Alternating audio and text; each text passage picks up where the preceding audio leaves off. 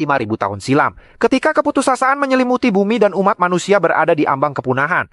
4 sosok legendaris berdiri sebagai benteng terakhir. Sejarah mencatat nama mereka dengan tinta emas. Luna sang elf, Dueno sang master smith bangsa dwarf, Aon sang prajurit Bisman, dan sang pemimpin bijak yaitu Raja Lisinas. Bersama-sama, mereka menantang asal mula segala kejahatan demi menyelamatkan dunia yang nyaris hancur. Namun lembaran sejarah menyimpan sebuah lubang besar, sebuah rahasia yang sengaja dilupakan. Di balik kejayaan 4 pahlawan tersebut, terdapat sosok kelima bernama Kylie. Di tengah medan perang yang bersimbah darah, Kylie berusaha keras menyelamatkan Lisinas yang sekarat. Dalam napas terakhirnya, sang naga Lisinas justru mendesak Kylie untuk mengambil Dragon Heart miliknya. Meski Kylie bersikeras menggunakan mantra penyembuhan, Lisinas menyadari bahwa maut tak lagi bisa ditunda. Dengan nada penuh penyesalan sekaligus harapan, sang naga menitipkan masa depan dunia kepada Kylie sebelum akhirnya mengembuskan napas terakhir. Kepergian rekan-rekannya satu persatu menyulut kemarahan yang tak terbendung di hati Kylie. Sambil menggenggam inti kekuatan para sahabatnya, Luna, Dueno, Aon, dan Lisinas, sesuatu yang gelap bangkit dari dalam dirinya. Tubuhnya bertransformasi. Aura demonik yang pekat menyelimuti kulitnya hingga menghitam,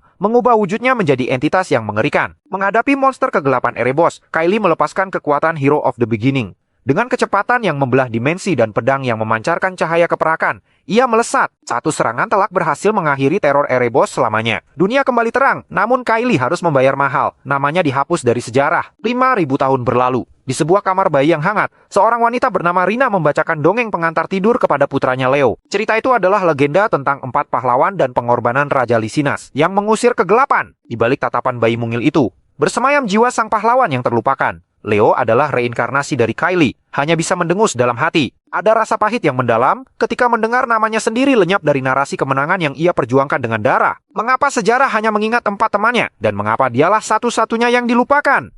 Suasana ruang kelas terasa berat oleh narasi sejarah yang dipaparkan sang instruktur. Ia menekankan bahwa 5.000 tahun telah berlalu sejak pahlawan pertama muncul, dan kini dunia menaruh harapan besar pada ujian masuk Akademi Lumine. Di tengah sorak ambisi murid lain, Leo justru terhanyut dalam lamunannya. Ketertidurannya memicu teguran keras dari sang guru yang menuntut penjelasan mengenai ritual kuno untuk menjadi pahlawan. Bukannya memberikan jawaban normatif, Leo justru memaparkan pandangan sinis bahwa gelar pahlawan hanyalah label bagi mereka yang kekuatannya bisa dimanfaatkan oleh dunia. Jawaban tersebut memicu cemohan dari Gullivan, si jenius kelas, yang kemudian menyombongkan pengetahuannya tentang ritual darah dan pengakuan para dewa. Namun dalam benak Leo, semua teori itu hanyalah kesalahpahaman sejarah. Baginya berinteraksi dengan entitas ilahi di masa lalu adalah hal yang sangat lumrah, jauh dari kerumitan ritual yang diagungkan saat ini. Langkah Leo kemudian menuju tempat latihan pribadinya. Namun ia dihadang oleh serangan tiba-tiba dari ibunya yaitu Reina. Bilah pedang sang ibu mendarat dengan presisi, menandai dimulainya ujian akhir untuk mengukur sejauh mana perkembangan sang putra. Dalam pertukaran serangan yang intens, Reina merasa terdesak hingga secara tidak sengaja melancarkan teknik mematikan.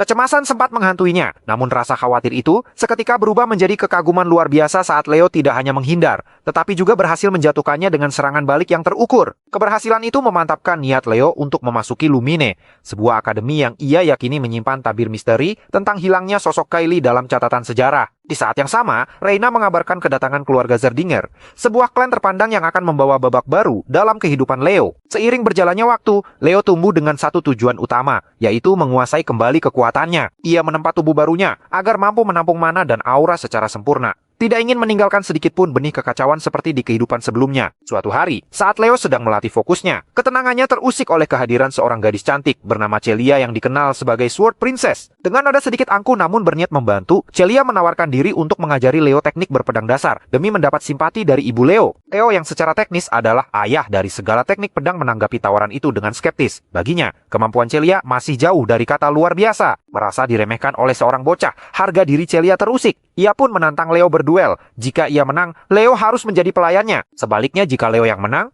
maka sang putri pedanglah yang akan tunduk padanya. Duel dimulai dengan kecepatan tinggi. Leo melesat melancarkan tebasan kayu yang presisi. Sementara Celia yang awalnya penuh percaya diri mulai merasa kewalahan. Setiap serangan balik yang ia lancarkan seolah mudah dibaca oleh Leo.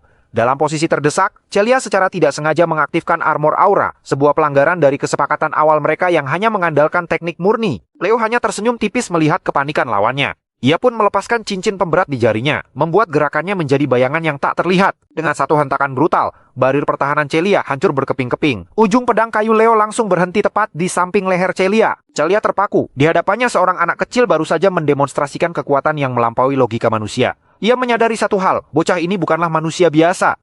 Kehadiran Zeiss Zerdinger di kediaman mereka membawa ketegangan yang nyata. Zeiss mendapati Celia, keponakannya yang berbakat, dalam kondisi kelelahan yang memalukan setelah ditaklukkan oleh Leo dalam sebuah duel. Kebenaran mengenai taruhan mereka di mana pihak yang kalah harus menjadi pelayan membuat Zeiss murka.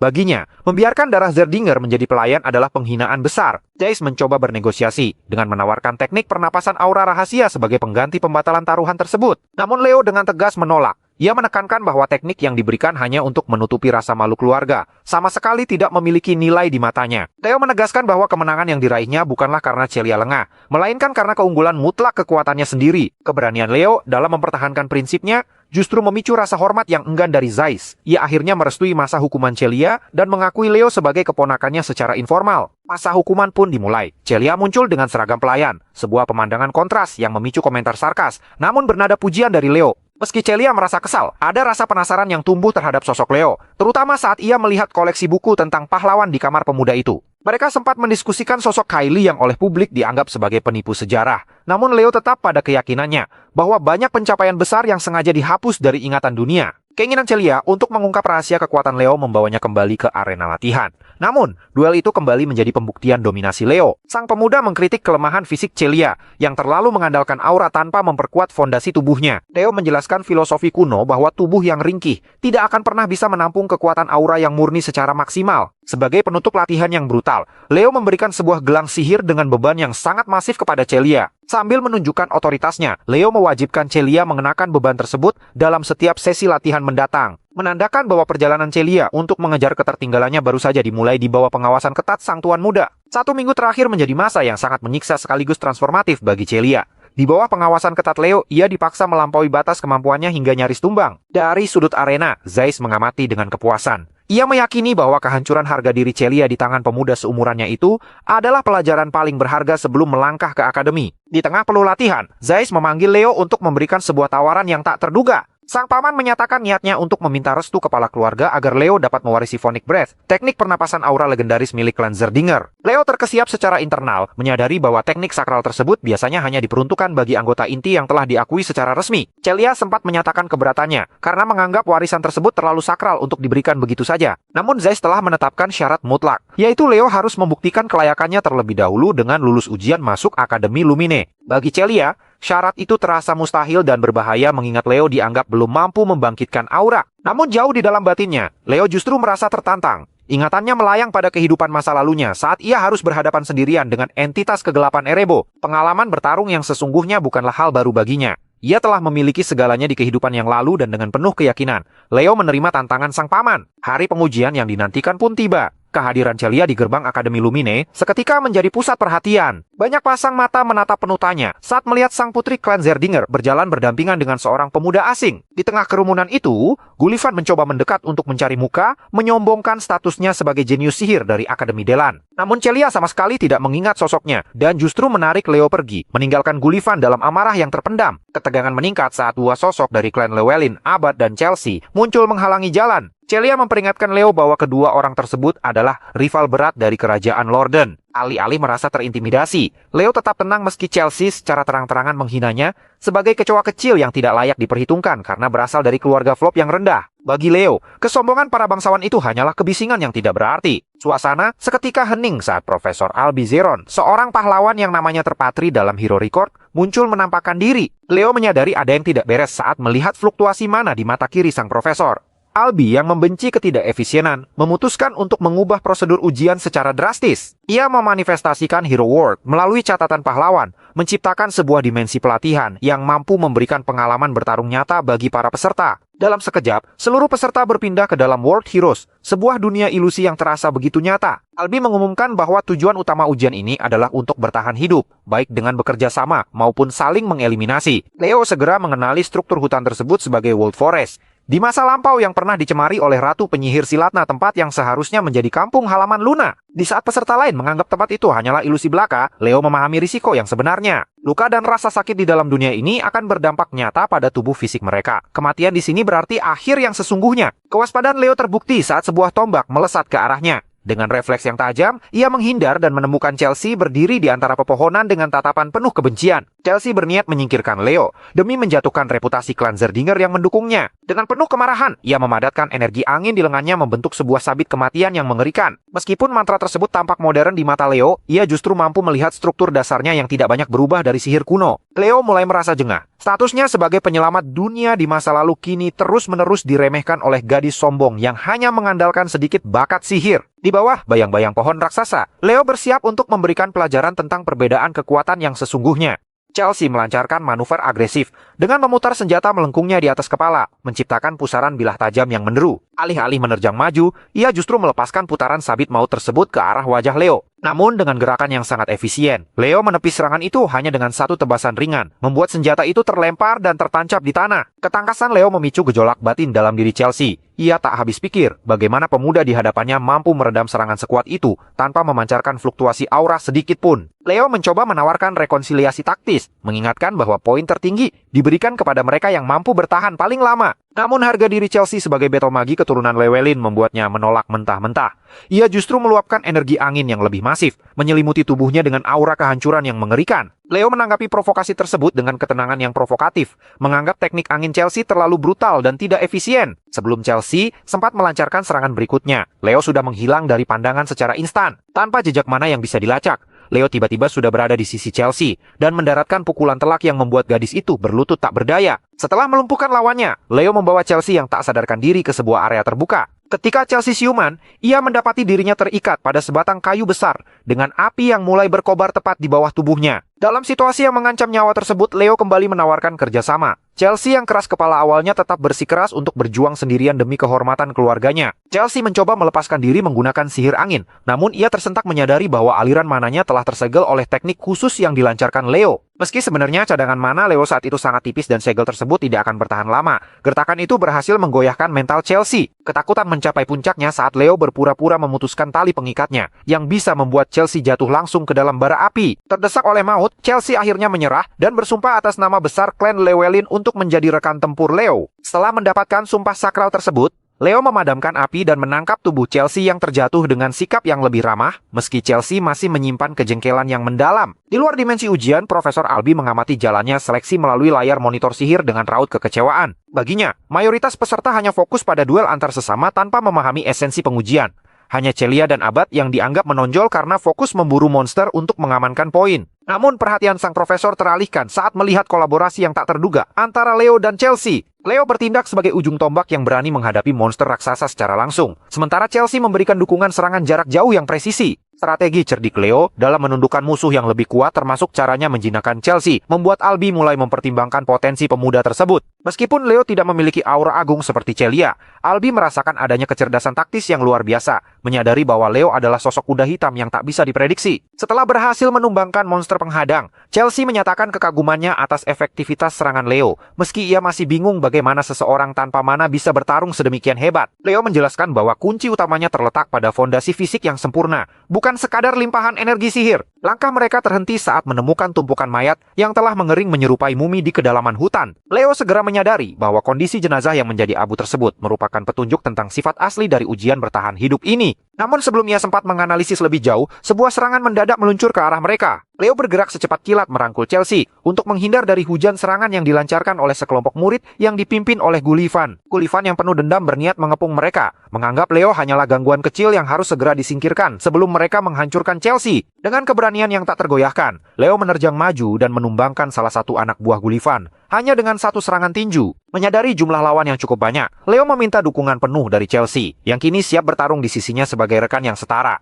Tanpa membuang waktu, Chelsea segera mengambil posisi di samping Leo saat kelompok yang dipimpin Gullivan bersiap menerjang maju. Namun serangan membabi buta itu sama sekali bukan tandingan bagi Leo. Dengan kepiawaian teknik bela diri yang efisien, ia menumbangkan satu persatu lawannya hingga tak ada lagi yang sanggup berdiri. Menyaksikan kekalahan telak pasukannya, Gullivan memilih melarikan diri ke kedalaman hutan, membawa rasa dendam dan kepanikan sambil berharap bisa menemukan kelompok lain untuk dimanfaatkan. Tak jauh dari lokasi tersebut, Celia dan Abad yang merasakan pergerakan ganjil segera bergerak menuju sumber energi hingga akhirnya bertemu dengan Leo dan Chelsea. Pemandangan Chelsea yang kini berada di pihak Leo memicu tanda tanya besar bagi Celia, terutama saat melihat raut wajah Leo yang menunjukkan bahwa ia telah melakukan pendekatan khusus untuk meyakinkan gadis Llewellyn tersebut. Alih-alih meninggalkan lawan-lawannya yang telah kalah, Leo justru menunjukkan tindakan yang mengejutkan, yaitu dengan membantu mereka bangkit. Tindakan altruistik ini bukan tanpa alasan. Leo menyadari bahwa mereka semua berada dalam ancaman yang sama. Ia memaparkan fakta mengerikan tentang kondisi hutan tersebut. Temuan mayat-mayat yang mengering seolah seluruh cairan tubuhnya telah dihisap habis, serta hilangnya monster-monster kecil yang seharusnya mendiami wilayah itu. Abad kemudian teringat akan sejarah pencapaian pertama Profesor Albi, yaitu penaklukan monster tingkat tinggi di tempat serupa. Sebuah fakta yang semakin memperjelas gambaran bahaya yang tengah mereka hadapi. Di luar arena, sang profesor mengamati monitor dengan raut wajah penuh ketegangan. Meskipun ratusan peserta telah gugur, ia tetap bersikeras pada standarnya yang tinggi,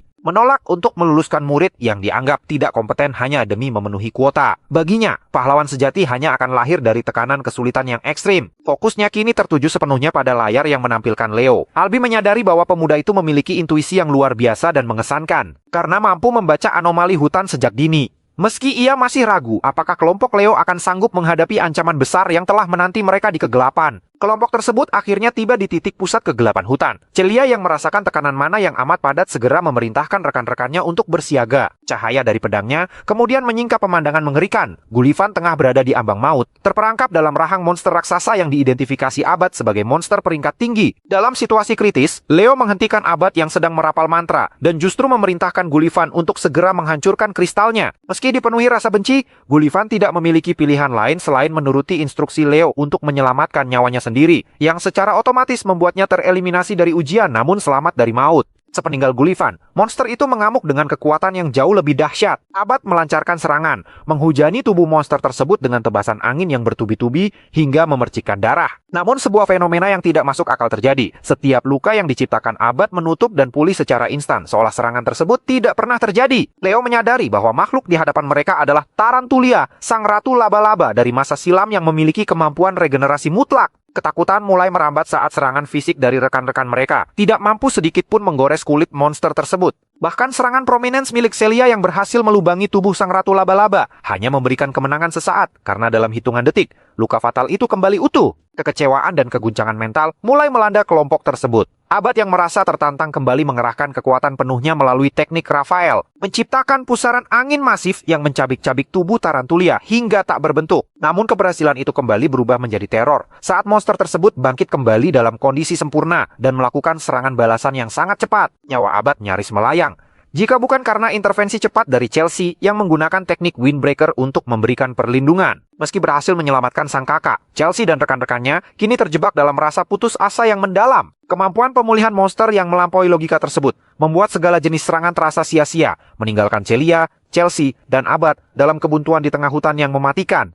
Di tengah tekanan aura monster, Leo menyadari bahwa makhluk di hadapannya bukanlah predator biasa, melainkan salah satu letnan dalam pasukan Raja Iblis yang dahulu menghanguskan hutan kaum elf. Sebagai putri dari Silatna, Tarantulia menyimpan sejarah kelam. Ia pernah melahap tangan kanan Raja Peri yang di dalamnya terdapat Ring of Life, sebuah artefak penyimpan energi kehidupan tanpa batas. Itulah alasan mengapa regenerasi monster itu terasa mustahil untuk ditembus. Sebuah fakta yang hanya diketahui oleh Leo namun tetap tersimpan rapat dalam benaknya. Leo memahami bahwa menyerang secara membabi buta hanya akan menghabiskan cadangan mana rekan-rekannya. Ia segera menghentikan serangan sporadis Celia dan Abad, lalu memaparkan sebuah taktik krusial. Satu-satunya cara untuk menumbangkan entitas ini adalah melalui serangan gabungan skala besar, yang mampu menghancurkan seluruh sel tubuhnya sekaligus sebelum ia sempat memulihkan diri. Meskipun Celia diliputi keraguan karena Leo tidak memiliki aura, pemuda itu dengan penuh keyakinan mengajukan diri untuk menjadi pengalih perhatian. Ia berjanji akan menahan amukan Tarantulia selama 5 menit, waktu yang dibutuhkan Celia dan Abad untuk mempersiapkan sinergi antara elemen api dan angin. Bagi Leo, kolaborasi dua elemen ini adalah perpaduan paling mematikan yang mampu menciptakan badai penghancur. Tanpa menunggu lama, Leo melesat maju. Gerakannya begitu efisien dan tajam, mampu menghindari setiap sabetan kaki laba-laba yang mematikan. Pemandangan itu membuat Abad dan Celia terpana. Seorang pemuda tanpa mana mampu mendominasi monster tingkat tinggi hanya dengan mengandalkan teknik bela diri murni. Namun keterbatasan fisik tanpa energi sihir mulai terasa. Leo kemudian menginstruksikan Chelsea untuk menggunakan sihir anginnya demi melemparkan berbagai senjata yang berserakan di tanah ke arahnya. Meski Chelsea sempat khawatir tindakannya justru akan melukai Leo, pemuda itu membuktikan kehebatannya dengan menangkap setiap bilah yang melayang di udara dan langsung menggunakannya untuk menebas persendian Tarantulia. Senjata demi senjata patah akibat benturan dengan kulit keras sang monster. Namun Leo terus meminta suplai pedang baru. Ia bertarung dengan insting yang begitu tajam, seolah seluruh jenis senjata adalah bagian dari tubuhnya sendiri. Di tengah napas yang kian sesak, Leo memacu dirinya lebih jauh lagi. Ia tak ingin menjadi bahan tertawaan di alam baka jika sampai kalah oleh seekor serangga di masa depan. Sesaat sebelum Leo mencapai batas ketahanannya, sebuah seruan dari Celia menandakan bahwa persiapan serangan pemungkas telah sempurna. Leo segera mundur dengan cepat, memberikan jalan bagi badai mana yang telah memadat. Celia melepaskan gelombang api yang langsung beresonansi dengan pusaran angin milik Abad. Kobaran api yang membumbung tinggi tersebut melahap seluruh tubuh raksasa Tarantulia, mengubah jeritan monsternya menjadi abu dalam sekejap. Seiring dengan padamnya api, sebuah notifikasi muncul di udara, menandakan bahwa wilayah Wild Forest telah berhasil ditaklukkan. Di tengah sisa pembakaran, sebuah cincin perak terjatuh ke tanah, tanda bahwa sumber energi kehidupan sang monster telah terlepas. Celia terduduk lemas masih tidak percaya bahwa mereka berhasil melewati ujian maut tersebut berkat pertahanan 5 menit yang dilakukan oleh Leo. Di sisi lain, Chelsea yang merasa takjub mulai menunjukkan rasa kagum yang berlebihan, bahkan meminta Leo untuk menjadi mentor bertarungnya. Celia hanya bisa tersenyum getir mendengarnya, mengetahui betapa brutalnya metode pelatihan yang biasanya diterapkan oleh pemuda itu. Namun Leo tidak terlalu mempedulikan pujian tersebut, perhatiannya terfokus pada cincin yang baru saja ia ambil. Saat jemarinya menyentuh artefak itu, sesosok peri kecil muncul dari sisa-sisa energi yang ada. Leo menatap makhluk tersebut dengan pandangan yang penuh makna, seolah mereka adalah kawan lama yang terpisah oleh ribuan tahun sejarah. Dalam keheningan batinnya, Leo menyapa sang peri kecil yang bernama Silit, mengungkapkan jati dirinya yang sebenarnya sebagai sosok pahlawan legendaris Skyly. Usai pertempuran besar tersebut, Silit memutuskan untuk kembali bersemayam di dalam cincin. Sementara Leo menyadari bahwa Silit ternyata telah berevolusi menjadi sosok Raja Peri yang agung. Saat hitungan mundur untuk kembali ke dunia nyata dimulai, ia menerima hadiah penyelesaian yang sangat langka, yaitu Sumpah Raja Peri. Tak lama kemudian sebuah pertemuan singkat dengan sosok misterius terjadi, meninggalkan teka-teki yang belum terpecahkan dalam benak sang pemuda.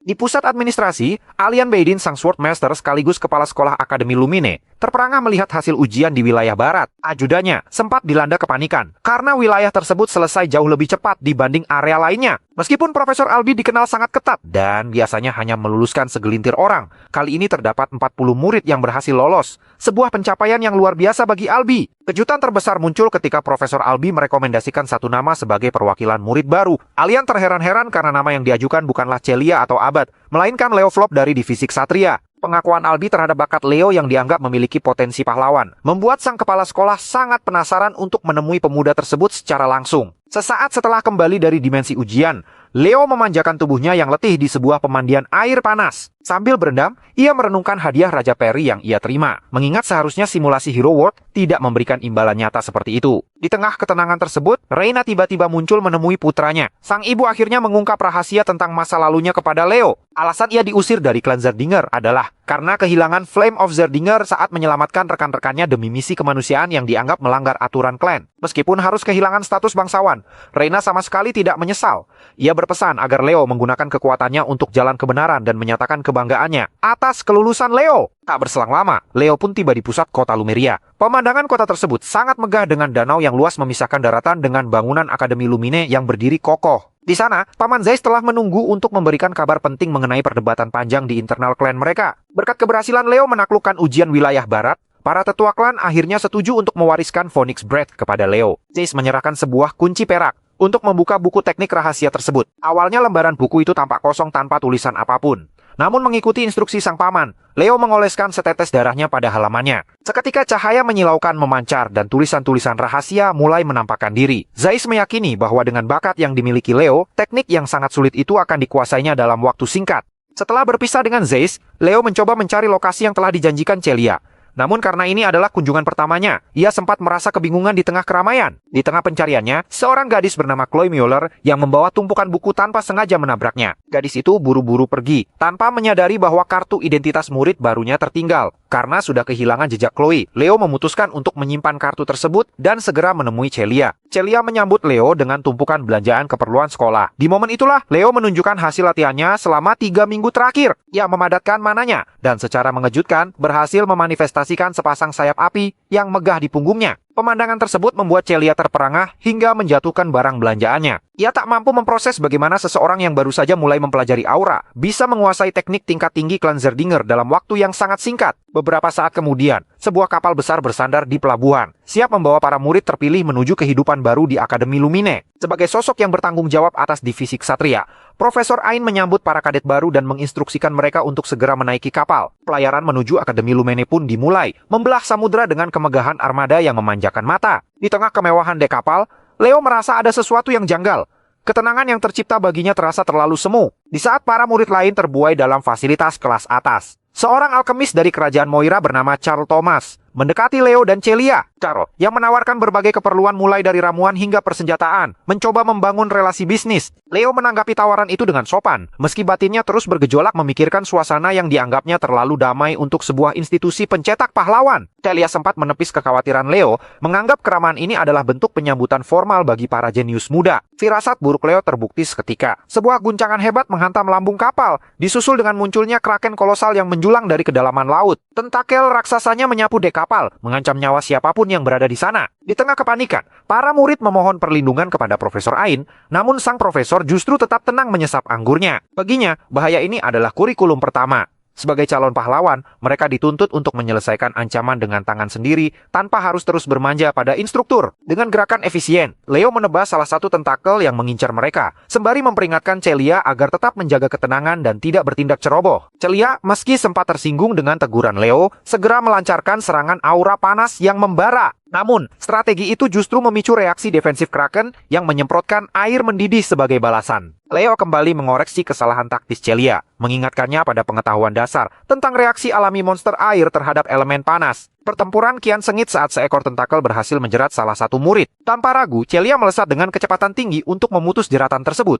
Sementara Leo memberikan dukungan dari belakang guna memastikan jalur Celia tetap aman dari serangan susulan. Di sisi lain, perhatian Leo teralihkan oleh kemunculan Chloe, gadis yang sebelumnya sempat menabraknya. Chloe menunjukkan bakat sihir es yang luar biasa. Ia membekukan tentakel-tentakel besar menjadi pilar kristal yang rapuh, sekaligus menciptakan perisai pertahanan yang tak tertembus. Dengan dingin, Chloe menyatakan bahwa mereka yang tak sanggup melindungi diri sendiri tak layak berada di akademi ini. Suasana semakin kompetitif saat Abad dan Chelsea bergabung dalam pertempuran. Dengan kekuatan anginnya, Abad menantang Celia untuk melanjutkan persaingan mereka dalam memburu monster. Di sela-sela pertempuran, Chelsea sempat mencuri pandang ke arah Leo dengan wajah yang memerah. Sebuah momen kontras di tengah kemelut pertarungan. Melihat murid-muridnya mulai unjuk gigi, Profesor Ain mengamati dengan penuh minat. Baginya amukan Kraken ini adalah pesta penyambutan yang sempurna. Sementara di berbagai sisi kapal, para calon bintang mulai menunjukkan taringnya. Censia Timur bertarung dengan tinju kosong yang penuh tenaga sembari melempar senyum meremehkan. Walden Selatan menunjukkan kekuatan fisik murni dengan merobek tentakel monster menggunakan tangan telanjang. Sementara Duran dari pusat menghujani Kraken dengan sambaran petir yang bertubi-tubi. Kolaborasi tanpa rencana dari para murid papan atas ini menciptakan harmoni kehancuran bagi sang Kraken. Profesor Ain hanya bisa terpukau, menyadari bahwa angkatan tahun ini dihuni oleh individu-individu yang jauh lebih menonjol dan mengerikan dibanding tahun-tahun sebelumnya. Setelah monster laut berhasil dipukul mundur, kapal akhirnya bersandar di dermaga Akademi Lumine. Kelelahan tampak menggelayuti para murid, termasuk Charles yang mengeluh dalam hati karena seluruh persediaan ramuannya ludes terjual selama konflik. Profesor Ain mengingatkan para kadet bahwa danau yang baru saja mereka seberangi akan menjadi rute harian mereka, sebuah isyarat bahwa tantangan di akademi ini baru saja dimulai. Aula utama akademi kemudian dipenuhi aura ketegangan saat upacara penyambutan dimulai. Kepala Sekolah Alien Biden memberikan pidato yang menggetarkan, menegaskan bahwa jalan menjadi pahlawan menuntut pengorbanan dan pelampauan batas kemampuan. Intimidasi alien memuncak saat ia menghancurkan meja di hadapannya hingga berkeping-keping. Meski sesaat kemudian aura mengerikan itu berganti dengan kecanggungan saat ia merasa tindakannya terlalu berlebihan. Kejutan sesungguhnya meledak ketika perwakilan murid baru dipanggil ke podium. Nama Leo menggema, memicu gelombang ketidakpercayaan di antara para murid elit seperti Abad, Celia, dan Duran. Sementara di sudut ruangan, Profesor Albi tampak tersenyum puas, mengonfirmasi bahwa dialah sosok di balik rekomendasi yang kontroversial tersebut. Alih-alih memberikan pidato formal yang penuh kerendahan hati, Leo justru melontarkan tantangan terbuka. Dengan tatapan tajam dan wajah yang serius, ia menyatakan bahwa siapapun yang merasa lebih layak menjadi perwakilan murid baru, dipersilakan untuk menghadapinya secara langsung. Deklarasi brutal ini seketika membakar amarah para pemilik skor tertinggi, terutama Duran yang menganggap sikap Leo sebagai bentuk kesombongan yang tak termaafkan. Malam pertama di asrama memberikan waktu bagi Leo untuk merenung. Kebetulan yang menarik menempatkan kamarnya bersebelahan dengan Charles, sang alkemis. Di tengah kesunyian kamarnya, Leo memikirkan tujuan utamanya menyusup ke institusi ini. Ia bukan sekadar mencari ilmu, melainkan mencari jejak sejarah keberadaannya sendiri yang tersembunyi dalam Hero Record. Pencarian jati diri inilah yang menjadi motivasi terbesarnya. Sebuah ambisi yang mungkin akan mengguncang akademi jika sampai terungkap. Keesokan harinya di kantin sekolah, ketenangan makan siang Leo terusik oleh kedatangan Duran, kapten dari wilayah pusat yang masih menyimpan dendam atas pidatonya kemarin. Dengan penuh arogansi, Duran mencoba mengintimidasi Leo. Namun sang target justru tetap tenang menikmati santapannya seolah kehadiran Duran hanyalah angin lalu. Merasa harga dirinya diinjak-injak, Duran memadatkan aura petir di kakinya dan menendang meja makan hingga melambung tinggi ke udara. Dalam sebuah demonstrasi ketangkasan yang luar biasa, Leo melompat dengan presisi tinggi, menangkap kembali nampan dan makanannya di udara tanpa menumpahkan setetes kuah pun. Ia bahkan membantu Charles mengamankan makanannya. Leo kemudian menatap Duran dengan senyum tipis, menyayangkan tindakan Duran yang membuang-buang makanan berharga. Sebuah teguran yang justru membuat amarah Duran meledak hingga ia siap melepaskan serangan mematikan. Namun sebelum bentrokan fisik terjadi, sebuah tangan mendarat di bahu mereka berdua. Profesor Ain berdiri dengan senyum yang jauh lebih mengerikan daripada biasanya. Kehadiran sang profesor yang tak terdeteksi itu seketika mendinginkan suasana, meninggalkan Leo dan Duran dalam kepanikan karena menyadari bahwa hukuman berat menanti di hari pertama sekolah. Suasana lapangan sempat diliputi tanda tanya saat jadwal latihan tertunda beberapa menit. Celia yang gelisah terus memindai kerumunan, mencari keberadaan Leo yang menghilang sejak insiden kantin. Namun kekhawatirannya terjawab saat Leo dan Duran muncul di cakrawala dengan langkah berat dan napas memburu, sisa dari hukuman mendadak yang diberikan Profesor Ain sebelumnya. Meski Duran melempar tatapan benci sebelum menjauh, Leo hanya menanggapinya dengan senyum tipis yang penuh rahasia. Profesor Ain Elandu segera mengambil kendali atas situasi dengan karisma seorang satria veteran. Ia mulai membedah 3 pilar energi utama yang berasal dari mana, yaitu Magic Energy, Soul Energy, dan Aura. Fokus utamanya jatuh pada Aura, entitas energi yang dianggap paling sulit dijinakkan. Berbeda dengan energi sihir yang mengalir alami, Aura menuntut mana untuk beradaptasi sepenuhnya dengan raga pengguna. Leo secara mengejutkan memahami esensi ini, meski mengaku belum pernah mempelajarinya. Menjelaskan bahwa kunci penggunaan aura terletak pada proses pembakaran mana yang sangat bergantung pada ketahanan fisik atau stamina. Pemahaman mendalam Leo diam-diam memicu kekaguman dalam benak Ain. Ia menyadari bahwa pemuda ini memahami teori melampaui para praktisi aura sekalipun. Sebagai demonstrasi praktis, Ain menunjukkan teknik Aura Step dengan memadatkan energi tepat di bawah telapak kaki sebagai tumpuan sementara. Ia tampak berjalan di udara seolah menaiki tangga yang tak kasat mata. Teknik ini menjadi dasar mobilitas tinggi seorang satria, di mana potensi penggunaannya hampir tak terbatas tergantung pada kreativitas sang pengguna. Melihat hal tersebut, Celia dengan bangga menawarkan bimbingan kepada Leo, namun pemuda itu dengan halus menolak. Baginya prinsip dasar sirkulasi energi tidaklah jauh berbeda dengan apa yang pernah ia ketahui, menunjukkan rasa percaya diri yang tenang namun mengintimidasi bagi mereka yang meremehkannya. Profesor Ain yang menyadari bara permusuhan antara Duran dan Leo belum padam, memutuskan untuk menyelesaikannya dengan cara yang lebih sportif namun menantang. Ia mencetuskan sebuah kompetisi lari 1 lawan 1 demi memperebutkan posisi ketua kelas. Syaratnya sederhana, siapapun yang mencapai garis finish terlebih dahulu akan menang dan penggunaan aura diperbolehkan tanpa batas. Kabar ini membagi penonton menjadi 2 kubu yang timpang. Duran Moira, sang jenius dari wilayah pusat, pewaris kekuatan Lightning Aura yang legendaris. Ia adalah favorit utama dengan kecepatan yang tak tertandingi. Sementara Leo, pemuda misterius yang dicap sebagai kuda hitam dari wilayah luar. Banyak murid meragukannya karena dia terlihat sama sekali tidak menguasai teknik dasar Aura Step. Namun Celia tetap optimis mengetahui bahwa Leo adalah sosok yang gemar, menghancurkan ekspektasi orang lain. Sementara Chelsea tak ragu berteriak menyemangati Leo dari pinggir lapangan. Kontras dengan gumaman sinis murid lain yang menganggap status perwakilan milik Leo hanyalah sebuah kebetulan belaka. Begitu aba-aba dimulai, Duran langsung memadatkan energi listrik di sekujur tubuhnya. Dalam sekejap, ia melesat bak sambaran kilat, meninggalkan jejak debu di belakangnya sambil melempar cibiran pada Leo yang dianggapnya sebagai pemula yang lamban. Laju Duran semakin tak terkejar, meninggalkan debu yang mengepul di belakangnya. Berkat sokongan Lightning Aura yang menyelimuti sekujur tubuhnya, ia tampak seperti kilatan cahaya yang membelah lapangan. Charles, yang menyaksikan dari pinggiran lapangan mulai cemas, karena Duran sudah melampaui separuh lintasan. Sementara Leo seolah tertinggal tanpa peluang. Namun Leo bukanlah petarung yang mudah menyerah pada keadaan. Menyadari bahwa ia tidak akan menang dalam adu lari konvensional tanpa manipulasi energi yang setara, ia justru membelokkan arah larinya. Keputusan ini membuat Celia terperangah hingga nyaris berteriak bahwa Leo bukannya mengejar Duran, melainkan memacu langkahnya menuju dinding stadion. Di puncak tribun stadion, Leo memasang kuda-kuda dengan kokoh.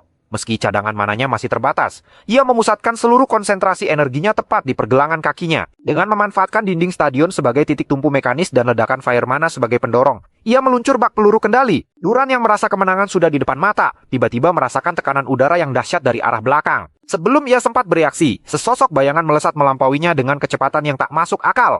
Dengan satu lompatan vertikal yang masif, Leo mendarat di garis finish tepat saat auranya padam, meninggalkan Duran yang terpaku dalam ketidakpercayaan. Keheningan seketika menyelimuti stadion sebelum pecah oleh gemuruh spekulasi. Para murid bertanya-tanya, bagaimana seorang pemula bisa mengungguli ksatria petir tercepat di angkatan mereka. Sementara Celia membatin dalam keterkejutan.